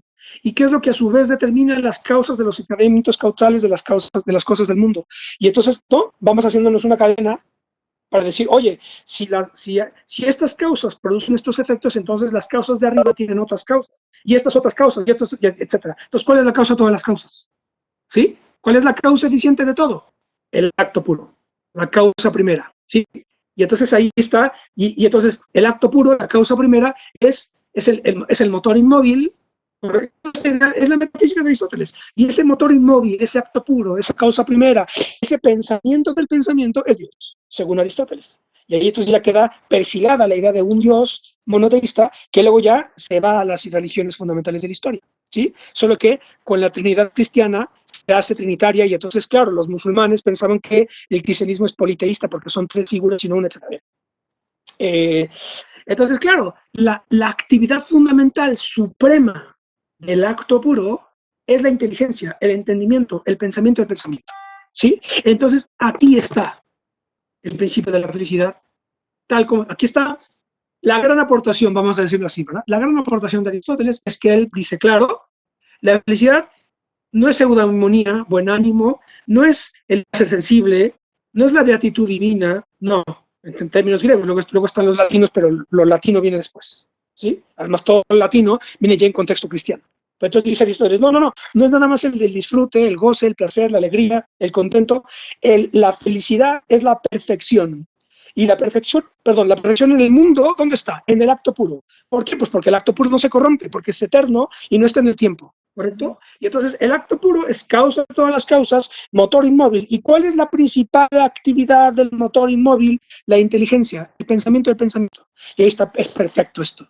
Porque después dice, claro, aquí está la fórmula abstracta de felicidad. Entonces, después dice, ok, por eso,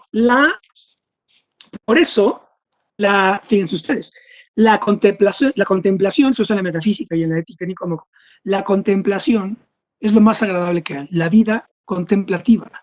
La vida contemplativa es la perfección porque es el ejercicio del intelecto, porque es el pensamiento del pensamiento, por tanto el entendimiento, la inteligencia es la felicidad. Si se dan cuenta, aquí ya está perfilada, como ya me adelanté, aquí ya hay una idea aristotélica que está también en Spinoza, cuando dice la potencia del entendimiento es la felicidad. Claro, esto no es más que la formulación aristotélica. La inteligencia es la felicidad. La inteligencia. ¿Correcto? Entonces, ¿cómo? Claro, esto, vamos a decirlo así, El principio de la felicidad aristotélico es un principio teórico. ¿Cómo se lleva a la práctica? Y entonces aquí aparece la conexión con el bien, que también se puede encontrar, fíjense lo bonito que es todo esto, ¿verdad? Se puede encontrar otra vez en Spinoza, porque Spinoza dice, el bien y el mal en términos absolutos no existen. Lo que existen son buenas relaciones y malas relaciones. Las buenas relaciones es lo que incrementa la capacidad de obrar del hombre. Y las malas relaciones son lo que disminuyen tu capacidad de obrar. Cuando estás deprimido, triste, no actúas. Y entonces, y si no actúas y estás deprimido, es por el sistema de relaciones en el que están. Es decir, en realidad, por eso muchos dicen, ¿verdad? Es decir, tú no puedes entender la psicología o el psicoanálisis sin conocer primero a Spinoza. Porque la teoría de Spinoza es una teoría de los afectos. Y teoría de las pasiones que también ya están en Descartes. De las pasiones humanas, ¿verdad? Pero bien. Entonces, claro, las buenas, el bien o las buenas relaciones, según Spinoza, es ese conjunto de relaciones que incrementan tu capacidad de obrar. ¿Y por qué es importante la capacidad de obrar? Porque esto te lleva al conatus. ¿Qué es el conatus? Cuando dices, acá hay un conato de pelea. El conatus es ese momento en el que los individuos se afirman en el ser, ¿no? Dice Spinoza, toda entidad real, natural, lo que lo mantiene vivo es perseverar en el ser.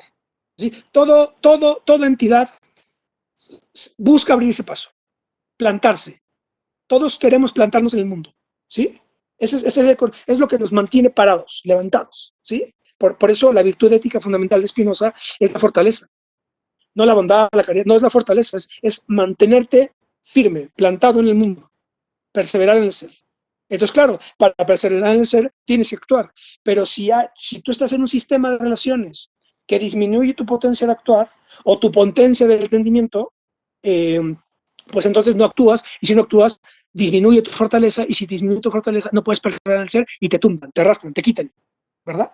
Es el asunto. Esto es que, en fin, es que Spinoza es, por eso Spinoza, pues es el patrono de todo lo que viene después, de la filosofía moderna. Porque, por ejemplo, esto lo podemos llevar al terreno de la política, porque la potencia para perseverar en el ser, ¿cómo se llama en política? Soberanía. La soberanía es la traducción, vamos, esto es de mi cosecha, por lo menos no lo he visto así. La soberanía puede ser considerada como la traducción política de la potencia para actuar mediante la cual los estados perseveran en el ser. Entonces, los actos soberanos son los actos de plantarse en el mundo. ¿Cuáles son esos actos soberanos en los que, por ejemplo, México se plantó en el mundo? Expropiación petrolera, desde luego.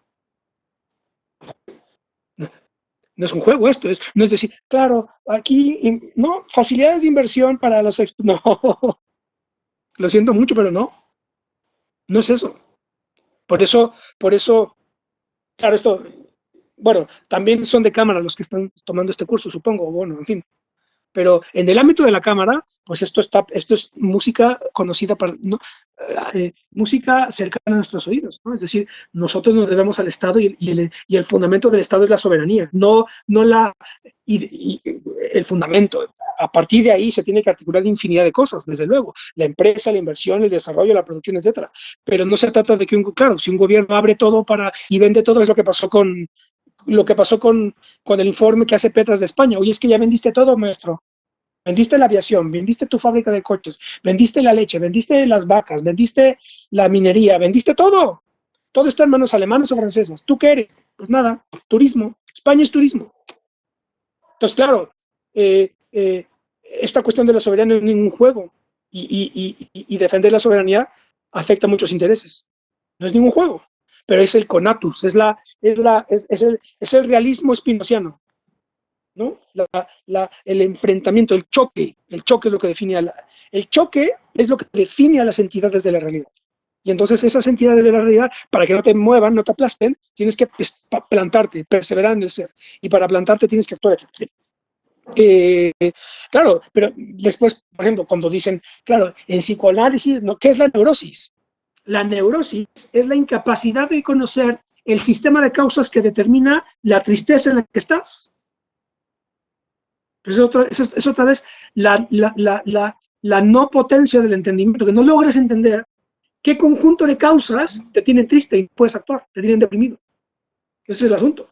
Entonces, de alguna manera, el psicoanálisis es una suerte de metodología spinoziana para saber todo el contexto, ¿verdad?, de causas en virtud de cuya convergencia se configura la individualidad y la subjetividad. Bueno, en fin. Ok, entonces, cuando la felicidad quiere ya, es decir, cómo se pone en práctica el principio teórico de la felicidad aristotélica, pues conectándola con el bien, ¿no? En todo el sentido de lo que he dicho ahora. Y entonces el bien puede desdoblarse en dos frentes de batalla: el placer o la virtud. El placer o la virtud. El bien se desdobla o en placer o en virtud. Claro, la tesis de Aristóteles es que solamente por medio de la virtud, bueno, que dice que la virtud, ¿no? La define. La virtud es,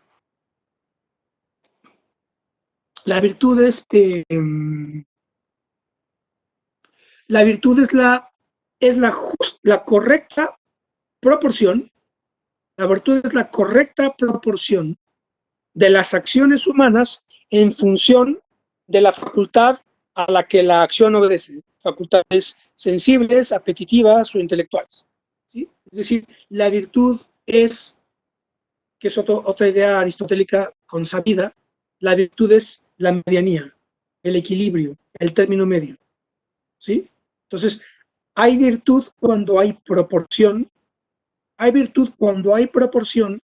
entre la acción humana y la facultad que activa esa acción, facultad sensible, intelectual o apetitiva, ¿correcto? De hecho, acabo de ver fíjense ustedes, a mí me gusta mucho la tauromaquia, los toros. No soy uno de estos aficionados no intensos, pero me parece una institución histórica única, es algo único, los toros. Y bueno, la otra vez a mí me gusta muchísimo, entre otros, Morante de la Puebla, un torero muy sui generis, una figura muy interesante. Y estaba viendo ya muy noche dije, vamos a ver algo de Morante de la Puebla, me encanta ver, claro, aquí lo que me fascina el torero es que es una mezcla, fíjense ustedes, es una mezcla de fuerza y belleza, y trágica, obviamente, ¿no? Es la única institución que gira alrededor de la muerte, casi segura para el toro, salvo que le indulten, y muy probable para el torero, ¿verdad? Es decir, es una institución única. Bueno, en fin, yo voy a terminar. Entonces, Morante de la Puebla dice que él se molestó mucho porque de pronto empezaron a sacar toros demasiado grandes, enormes, ¿no? Y entonces ya no había, como que no se hallaba, y entonces se retiró por un tiempo. Y entonces él dijo, claro, es que el problema, le dice al entrevistador, el problema no es el temor, no era el temor al toro, era la desproporción. Es muy bonito, ¿verdad? Era la desproporción, es decir, no cuadra, no es temor, porque, en fin, si pesas 600 kilos o 400, el toro igual te mata, si te agarra, ¿verdad? O sea que en realidad ya la diferencia ya no se nota. Pero dice, claro, es que el problema era la desproporción. Entonces, en fin, la virtud es la proporción. Bien, entonces ya voy a acabar. Yo creo que me dicen que hay muchas preguntas. Sí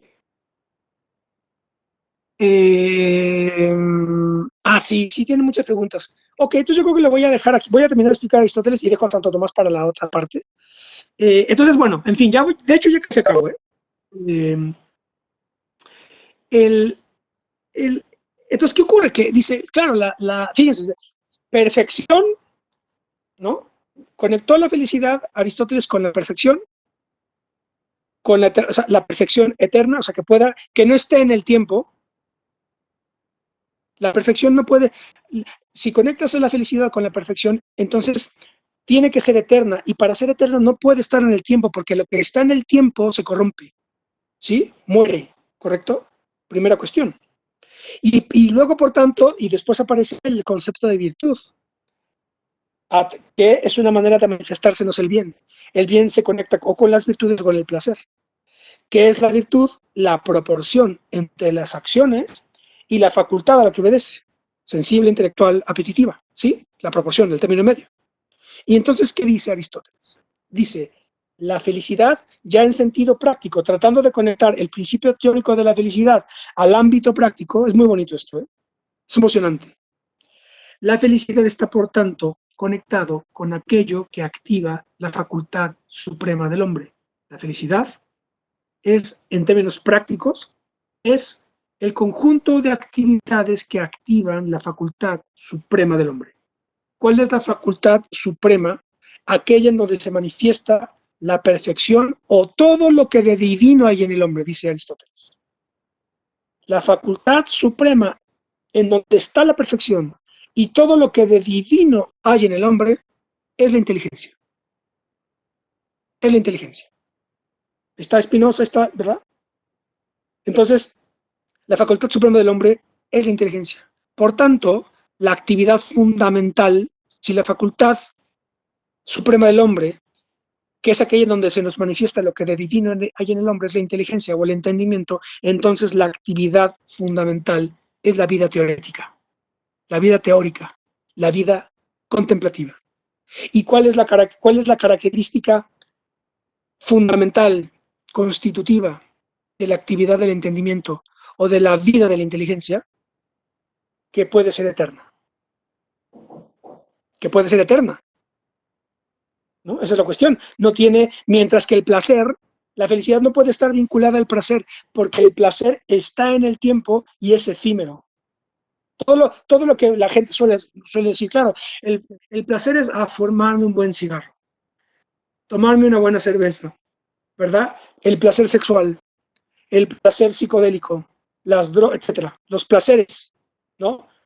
En su grado, ¿no? En su grado mesurado o desmesurado, el placer. Claro, pero el problema del placer es que es efímero, ¿no? El placer sensible es efímero, está en el tiempo. Pero la actividad intelectual, si bien el cuerpo humano está en el tiempo, la actividad intelectual puede ser eterna, es la cuestión, y no tiene fin. Y eso es precioso. Dile que está donde la dejó. Yo se la doy. Perdón, hay por ahí un micrófono abierto. Ya voy a terminar. Entonces, claro, esta es la... Frente. Perdón, bueno, hay una... Esta es la idea de felicidad en Aristóteles. No sé si lo logré más o menos cerrar. La felicidad para Aristóteles está conectada con la vida intelectual, con la vida contemplativa. Quedémonos con esta idea de contemplativo, porque después esto va a permitir explicar cómo Aristóteles cierra la fórmula aristotélica con contenidos distintos porque estamos en un periodo distinto, que es la cristiandad medieval, ¿verdad? Pero entonces, la formalización aristotélica es, el principio de felicidad tiene que ver con la perfección está en el acto puro, y el acto puro es el pensamiento del pensamiento, la actividad fundamental del acto puro, que es Dios de alguna manera para Aristóteles, es la inteligencia, el entendimiento. Cuando nosotros bajamos este principio teórico de la felicidad al ámbito de la práctica, aparece la conexión con el bien. Y el bien a su vez se desdobla en placeres o virtudes. El placer es lo que está en el tiempo, es lo que es sensible, corpóreo, y por tanto es efímero. La virtud es la proporción que se da entre las acciones humanas y la facultad a la que obedece, la facultad sensible, la facultad intelectual o la facultad apetitiva. Entonces la virtud es el término medio, y entonces es el equilibrio. Y entonces en la eternidad hay equilibrio, vamos a decir, en la eternidad no hay extremos, en la eternidad es algo que está siempre, ¿correcto? Y entonces, por tanto, la felicidad la define Aristóteles como aquel conjunto de actividades humanas que activan la facultad suprema del hombre. Y la facultad suprema del hombre es aquella en la que se nos manifiesta la perfección y todo lo que de divino hay en el hombre. ¿Cuál es esa facultad? La facultad del entendimiento, la inteligencia. ¿Y cuál es entonces la actividad fundamental que activa la actividad fundamental que activa la facultad suprema del hombre? La vida teórica, la vida intelectual, la vida contemplativa. Ahí lo dejaría. Esta es la fórmula aristotélica. Yo creo que lo dejo aquí, ¿qué les parece? Y si quieren abrimos preguntas, mi querido Robert. Y ya tenía preparado Santo Tomás, pero bueno, eso lo vemos la otra clase. Claro que sí, maestro. Muchísimas gracias. Como ya le hicimos saber, hay varias preguntas. Por ejemplo, Andrés Manuel dice, ¿la felicidad implica seguir un proceso? Perdón, ¿cómo? Andrés Manuel pregunta, ¿la felicidad implica seguir un proceso? Bueno, sí, ahora podríamos ya decir entonces que con Aristóteles la felicidad está conectada con la vida contemplativa y sobre todo con la vida intelectual, no con la vida contemplativa en sentido de la meditación budista, cuidado, en el entendido de que la meditación es una suerte de, de, de poner entre paréntesis, la intelección. ¿No? Es decir, la vida contemplativa como la entiende o Aristóteles o Spinoza, es decir, el conocimiento de los mecanismos de organización y de funcionamiento del mundo. ¿Sí? Esa es la cuestión. Entonces, claro, es un proceso de conocimiento. Por tanto, y aquí está la posibilidad de que no tenga fin. No tiene fin.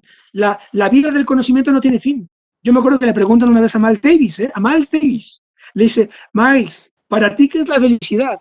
Y entonces él responde, knowledge. Happiness for me is knowledge. Y dije, hombre, esto es aristotélico. La felicidad para mí es el conocimiento. Esa es la cuestión. Claro, entonces por eso es la vida contemplativa, pero no en sentido pasivo. Es la vida contemplativa volcada al conocimiento de las cosas del mundo. Y ahí hay un proceso. Ahí hay un proceso que se cultiva, se mantiene, etc. Esa es la cuestión. Que de hecho esto luego yo vengo de familia de médicos y de psicólogos. Una de mis familiares es gerontóloga, y mi tío, su esposo también es médico, traumatólogo, y algo que constantemente ellos plantean es que en la fase ya de vejez, algo que es fundamental es mantener activa la capacidad intelectual. No nada más actividad, sino la capacidad intelectual, el interés intelectual, y eso te mantiene vivo. Es una manera muy bonita, ¿verdad? Muy plástica de explicar esto. ¿Okay? La vida de la mente te mantiene vivo, literalmente, ¿verdad? Entonces, claro, sí es un proceso, Andrés Manuel. Eso es en sentido aristotélico, ¿verdad? O sea, aquí la cuestión es explicar que la felicidad es la vida intelectual. Ese es el cierre de esta sesión de la felicidad en Aristóteles. La felicidad es la vida intelectual. Perfecto. José Rodríguez dice, es que levantó un poco de ruido esto que usted comentó sobre que la ideología de la felicidad nos lleva a estar al día o que se entiende como estar al día. Y entonces dice José Rodríguez, es que esto podría implicar tener un contexto, esto es relativamente de lo que ocurre para estar. ¿Es así? Estar al día supone un contexto, es lo que... Es Sí, como, exactamente, es lo que dice, que estar al día tendría que suponer un contexto para poder estar. ¿Quiere saber usted qué opina? sí, no, o sea, yo me refería a la idea de... No, yo sobre todo me refería a la idea de que, o sea, primero que, como lo que dije fue que la tendencia que yo advierto en la actualidad es el desfallecimiento de la perspectiva histórica para comprender nuestro presente. Hay cada vez más un desinterés cada vez más acusado por desconocer la historia de manera absoluta. Y entonces, eso significa que tú estás vamos a decirlo así, en un presente perpetuo, en donde en efecto estás ajustándote al contexto, desde luego, pero ya desconociendo, sin importarte, los antecedentes históricos, ¿no? De tu presente. A eso me refería. Y en este sentido de desfallecimiento de la conciencia histórica del mundo, de la vida, de la política, tiene como correlato funcional, me parece a mí, la ideología de la felicidad, no en el sentido aristotélico, ¿no? Esto que dije hace rato era un poco ya, estaba calentando motores y estaba de alguna manera adelantando el cierre del curso. Esta idea de felicidad como algo que te es funcional para ajustarte al presente no es la idea de Aristóteles tal como lo acabo de explicar. Es la felicidad, uno dice felicidad canalla, es decir, es de alguna manera volver es decir, lo que ha ocurrido, adelantándome, lo que ha ocurrido es que la felicidad en la actualidad ha privilegiado el placer frente a la virtud. Se vuelca a los placeres sensibles. Es el privilegio de los placeres sensibles, me parece a mí, que están vinculados con el consumo, creo yo.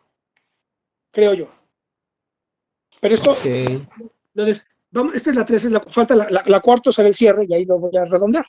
Pero a eso me refería.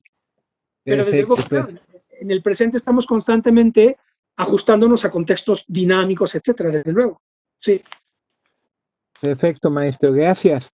El licenciado Sergio Becerril pregunta, ¿la felicidad es la estabilidad interior de la persona y no la obtención de un bienestar? Ah, muy buena pregunta, muy bien formulada, me encantó, porque entonces esto se ajusta al aristotélico, perfecto, perfecto, porque esto tiene, mire, si me permiten, eh, hay un texto mío en mi blog que se llama Arte, Humanidades y Filosofía. Está en la clandestina virtud. Si ustedes lo ponen, ahí toco el tema que acaba de plantear el señor Becerril, pero muy bien planteado. En efecto, esta idea de la felicidad como vida intelectual, que por tanto puede ser eterna y entonces es estable en el sentido de que es un término medio y entonces tú estás, no se trata de obtener cosas, sino de conocer el mundo. Eso te da estabilidad interior. Y esto me gusta mucho porque eh, hay una parte en la, en, la, en las cartas de la cárcel de Gramsci, Antonio Gramsci, una figura fundamental europea, etcétera, italiana, etcétera, extraordinaria. Mussolini lo mete a la cárcel, etcétera, él muere ahí, y hay una parte en la que le está escribiendo, su principal interlocutora fue Tatiana Schuch, que era su cuñada, la hermana de su mujer, que eran rusas. Y hay una carta en la que le dice, fíjate que me siento preso de algo que a lo mejor es común en la gente que está en las cárceles. Eh, y es que me estoy comenzando a obsesionar por la necesidad de hacer algo für ewig, ewig en alemán, für ewig. ¿Qué es für ewig? Para la eternidad. Dice Gramsci. Claro, yo estoy dándome cuenta que es importante hacer algo para la eternidad, es decir, algo que perdure siempre, ¿sí? Y entonces dice, para esto me estoy concentrando en un plan de estudio en donde voy a analizar la organización de la historia de los intelectuales italianos, la historia de la lengua italiana a partir de Dante y de Boccaccio, etc. Entonces le empiezo a explicar su plan de estudio, su plan de conocimiento, en la cárcel, en la cárcel. Claro, pues imagínense, vaya situación en la que te ubica, en la que, ¿no? La situación tan compleja que es la cárcel, porque la cárcel es, ¿no? Poner entre paréntesis el mundo cotidiano, poner entre paréntesis la marcha normal del tiempo y situarte un poco en algo como si fuera la eternidad misma, pero estás flotando en el limbo, ¿correcto? Y entonces en ese ámbito dice, claro, para encontrar, y entonces dice, necesito encontrar un plan que me estabilice interiormente. Por eso cuando me formulaba la pregunta, iba recordando ese texto. Algo que me dé estabilidad interior. Y esa estabilidad y tranquilidad interior, ese término medio, es la vida del conocimiento, es la vida intelectual, es la vida del estudio. Esa es una muy buena pregunta. Respuesta, sí. A la pregunta del señor Becerril. Ah, perfecto, muchas gracias. ¿No? Sí, sí, sí, muchas gracias. Aquí Quetzalcóatl Pérez dice así, la sobreprotección en el ámbito de la familia se entiende como los límites que ponen los padres en el hijo. Entonces, estos límites pueden ser factores que afecten de forma negativa el proceso de la búsqueda del sentido de la vida y la percepción de la felicidad. ¿Puede recomendar algo que haga, que más bien que pueda ayudar a los infantes y jóvenes en su búsqueda del sentido de la vida? Bueno, es una pregunta muy buena, de gran profundidad, aunque no sé si sea yo capaz de poder dar una respuesta y de recomendar algo para que los niños encuentren el sentido de la vida. Yo en todo caso, lo que diría es que a los niños se les tiene que dar fortaleza de carácter, claridad de entendimiento, fortaleza de carácter, claridad de entendimiento, es decir, que sean poco a poco, desde luego, ¿no? Poco a poco. Todo tiene que ser gradual, pero ellos tienen que llegar a madurar una claridad del entendimiento, ¿no? Y yo creo tener cercanía lo más pronto que se pueda con la belleza, por aquello que dice Hegel, de que el que busca la belleza es porque la lleva dentro. Entonces yo creo que es importante, y yo lo veo muy, perdón que hable de mí, pero yo lo veo en primera persona a través de la música. Mis padres me inculcaron el estudio del piano. No soy profesional ni nada. De hecho, si pueden ver aquí atrás, la foto que está ahí, ¿ya la vieron? Ese es Bill Evans, mi santo patrón. Es más, se las enseño. Porque no, ahí están, miren. Ya está mi piano. Entonces, eso para mí ha sido un alimento vital irreemplazable. Para mí, no soy profesional ni nada, pero es una manera de respirar para mí. Entonces, eso se lo agradezco a mis padres porque me acercaron a la belleza. Entonces, una vez que te la logran inocular, entonces ya la buscas tú solito. Porque lo fundamental aquí es que es rodear a los hijos de un conjunto de contenidos que tienen que ver con la fortaleza del carácter, con la claridad del entendimiento, con tener contacto con la belleza de diverso tipo, el arte, ¿sí? Y yo creo que también, yo diría, con la grandeza, que ellos poco a poco vayan haciéndose un sentido de lo que es grande, de la grandeza, del heroísmo, de las grandes figuras, las grandes hazañas, las grandes aventuras, etc. Eso lo hacía Vasconcelos. Vasconcelos cuenta que él nunca olvidó hasta el último día ¿no? Hasta sus últimos días no olvidaba cuando sus maestros le hablaban de los héroes de la Grecia clásica. Y entonces dice, claro, ahí yo supe que es un héroe. Y un héroe es una cosa muy grande, muy importante, ¿verdad? Y entonces ahí es donde a lo mejor los destinos aparecen. Porque lo fundamental es que los niños logran encontrar cuál es su destino. Y como dice Selman Stira, que sepan, que claro, desde un punto de vista moral, ciudadano, que tengan un modo honesto de vivir, desde luego, pero no nada más eso, que tengan además algo que sea solamente de ellos, sin lo cual no se puede comprender su vida. Es decir, que encuentren algo positivo. Una buena relación, para decirlo en Spinoza, una buena relación es aquello que incrementa tu capacidad para actuar, para obrar. Algo está dado en tu vida de modo tal que tú no puedes vivir de otra manera. Es lo que dice Selman Sira cuando dice, yo cuando descubrí quedé enamorado de su obra y yo ya no sé vivir de otra manera. Eso es algo muy hermoso. Algo muy hermoso que puede lograr un padre, ¿verdad? Una madre. Bueno, se me ocurre decirlo. Muchas gracias, maestro. Otra pregunta de Giselle Camila. Dice, ¿podemos afirmar que uno de los antónimos de la libertad es el miedo?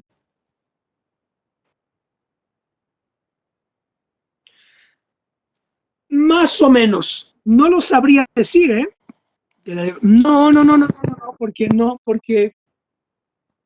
porque libertad no necesariamente supone o vale. Mira, esto es muy bonito.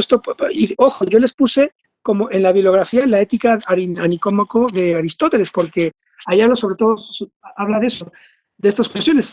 Él dice, cuando trata la valentía, dice que la valentía no necesariamente es la ausencia de miedo, sino es el control del miedo. Esa es la cuestión. La valentía no es que no tengas miedo, sino que lo controles y eso no te impide actuar. Y además añade Aristóteles, la valentía es el control del temor ante la muerte bella, porque hay de temores a temores. Entonces dice, es el miedo, el temor ante la muerte bella. ¿Y cuál es la muerte bella? Dice Aristóteles, la muerte en batalla. Esa es la muerte bella, morir en batalla. Fíjense ustedes el nivel, claro, estamos en un ambiente griego, homérico, trágico, por tanto, ¿no? Y esto es lo que nos debe permitir comprender por qué Aristóteles define las cosas así. Pero tiene una potencia y una belleza y un alcance clarificador extraordinario. Entonces, el miedo no es el antónimo de la libertad, porque la libertad muchas veces, esto también lo cuenta, por ejemplo, Jorge Semprún, que es un actor extraordinario español, cuenta una novela que se llama El largo viaje. El largo viaje es autobiografía en realidad. Cuenta cómo Jorge Semprún, que era comunista español, lo toman preso los nazis y lo meten en un campo de concentración en Buchenwald, en Weimar, de donde era Goethe. Y entonces él cuenta que estaba en la cárcel con su guardia ahí y empiezan a platicar, se empiezan a hacer amigos por la cotidianidad. En algún momento le dice el guardia a él, oye, por cierto, ¿y tú por qué estás aquí? O sea, ¿por qué estás preso en este campo de concentración nazi? Y entonces le responde Semprún, el personaje, le responde, bueno, estoy aquí porque soy libre. Y entonces dice el guardia, hombre, no seas torpe, si estás preso, ¿cómo que estás aquí porque eres libre? Pues tú no eres libre, estás preso. Y dice, claro, yo soy consciente de que soy preso, pero porque estoy preso soy libre.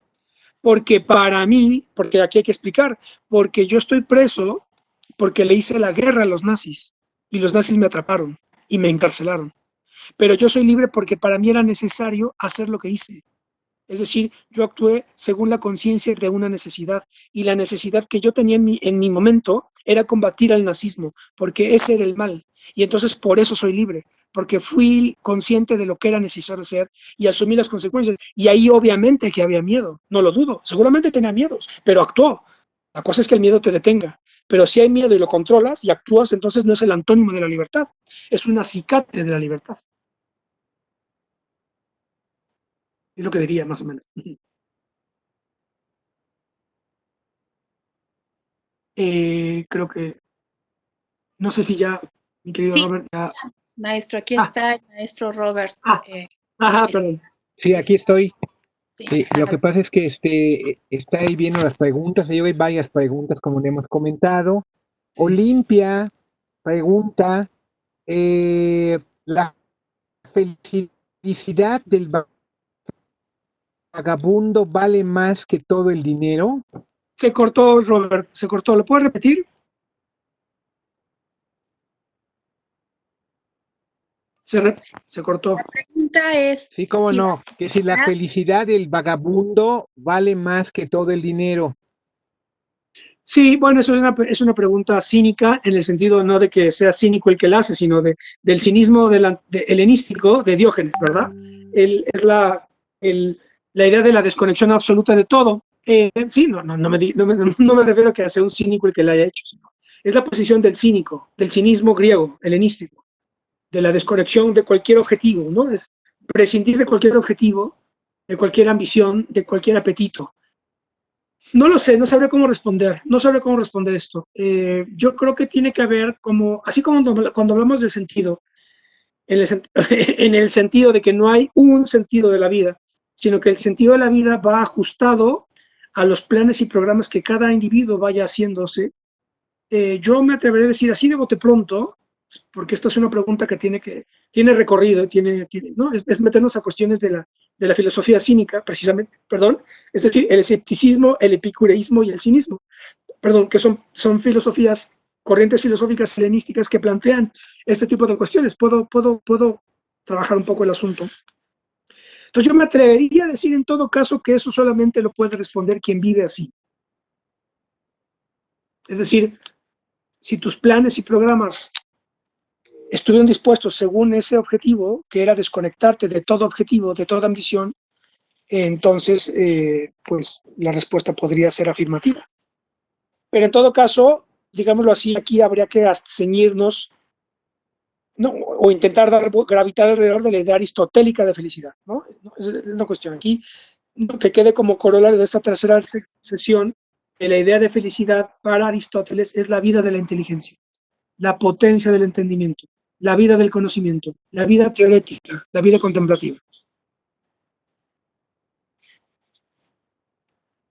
Perfecto. Sí me escucha, ¿verdad, maestro? Sí, claro. Muy bien, para plantearle la última. La última pregunta, bueno, me voy a atrever yo a hacérsela yo. La ignorancia y la ingenuidad parecen ser sustento de la ideología de la felicidad. ¿Es así? ¿Y cómo En la actualidad, considera a la ignorancia y la ingenuidad la filosofía? ¿Cómo? ¿Perdón? Sí, o sea, sí, todo esto tiene que ver con estos comentarios preambulares que hice, adelantando el final. Yo creo que la ideología de la felicidad o la filosofía de la felicidad actual, no la de Aristóteles, la actual, Ajá. en algún sentido me parece a mí, tiene que ver con la ingenuidad y la ignorancia. Que no se conozca demasiado, que no se problematice demasiado, que se piense que que el bien en el mundo se desprende de las buenas acciones individuales, cuando no es así, ¿no? Los problemas del mundo obedecen a una dialéctica complejísima, ¿no? ¿No? La lucha de clases, la lucha de imperios, la lucha de los estados, etcétera, es muy complejo, ¿no? Entonces, a lo mejor hoy lo que se busca es la ignorancia más funcional posible, me parece a mí. Es una hipótesis de trabajo. Entonces, no, la respuesta a tu pregunta sería sí, por ahí podría ir, quizá, esta cuestión. Tal como está hoy la felicidad, como la gran ideología de nuestro tiempo. Porque Aristóteles no está diciendo que la felicidad sea la idea fundamental de su tiempo. Esa es una obra que está en su obra, en su metafísica, ¿sí? Y luego en la ética Nicómaco, ¿sí? Pero no es la ideología que da sentido a todas las sociedades del contemporáneas, ¿no? Esa sería la cuestión. Se me ocurre decir ahora de bote pronto. Ok, maestro, pues muchísimas gracias. El día de hoy ha sido un día muy, muy rico y hemos adelantado bastante, particularmente en esta forma como arrancó usted el día de hoy, hablando sobre el conocimiento del pasado y la imposición que ideológicamente se nos hace de un presente que al parecer determina esta ideología de la felicidad y en donde no podemos existir más que fuera de ella, con diversas variantes que se acentúan por el individualismo en el consumismo, en el placer inmediato que se busca y en donde usted ha rematado el día de hoy con esta noción aristotélica del bien como la búsqueda del acto puro que es la inteligencia. Me parece, espero haberlo resumido bien en estas pocas cortas palabras, pero ha sido muy interesante, como siempre. Yo creo que ya esperamos todos con ansia la sesión, con ansia porque pues, queremos ver qué va a decir Santo Tomás, que acaba usted de mencionar que lo va a tocar. Y por otra parte, pues también con tristeza, porque ya es la última sesión la próxima semana. Pero bueno, ha sido muy rico, maravilloso. Creo que la doctora quiere decir algo, doctora. Sí. No, simplemente comentar que son 2 sesiones más las que faltan. ¿Sí? Sí, sí, porque terminamos la semana Ah, del 19 de junio. Bueno. Perfecto. Entonces tenemos 2 más. Sí, y muchas perfecto, gracias, qué bien. maestro. Excelente exposición. Muchas gracias a todos los participantes. Encantado. Bueno, yo quiero terminar invitándolos a que nos acompañen el día de mañana en la conferencia que tendremos a la 1 de la tarde.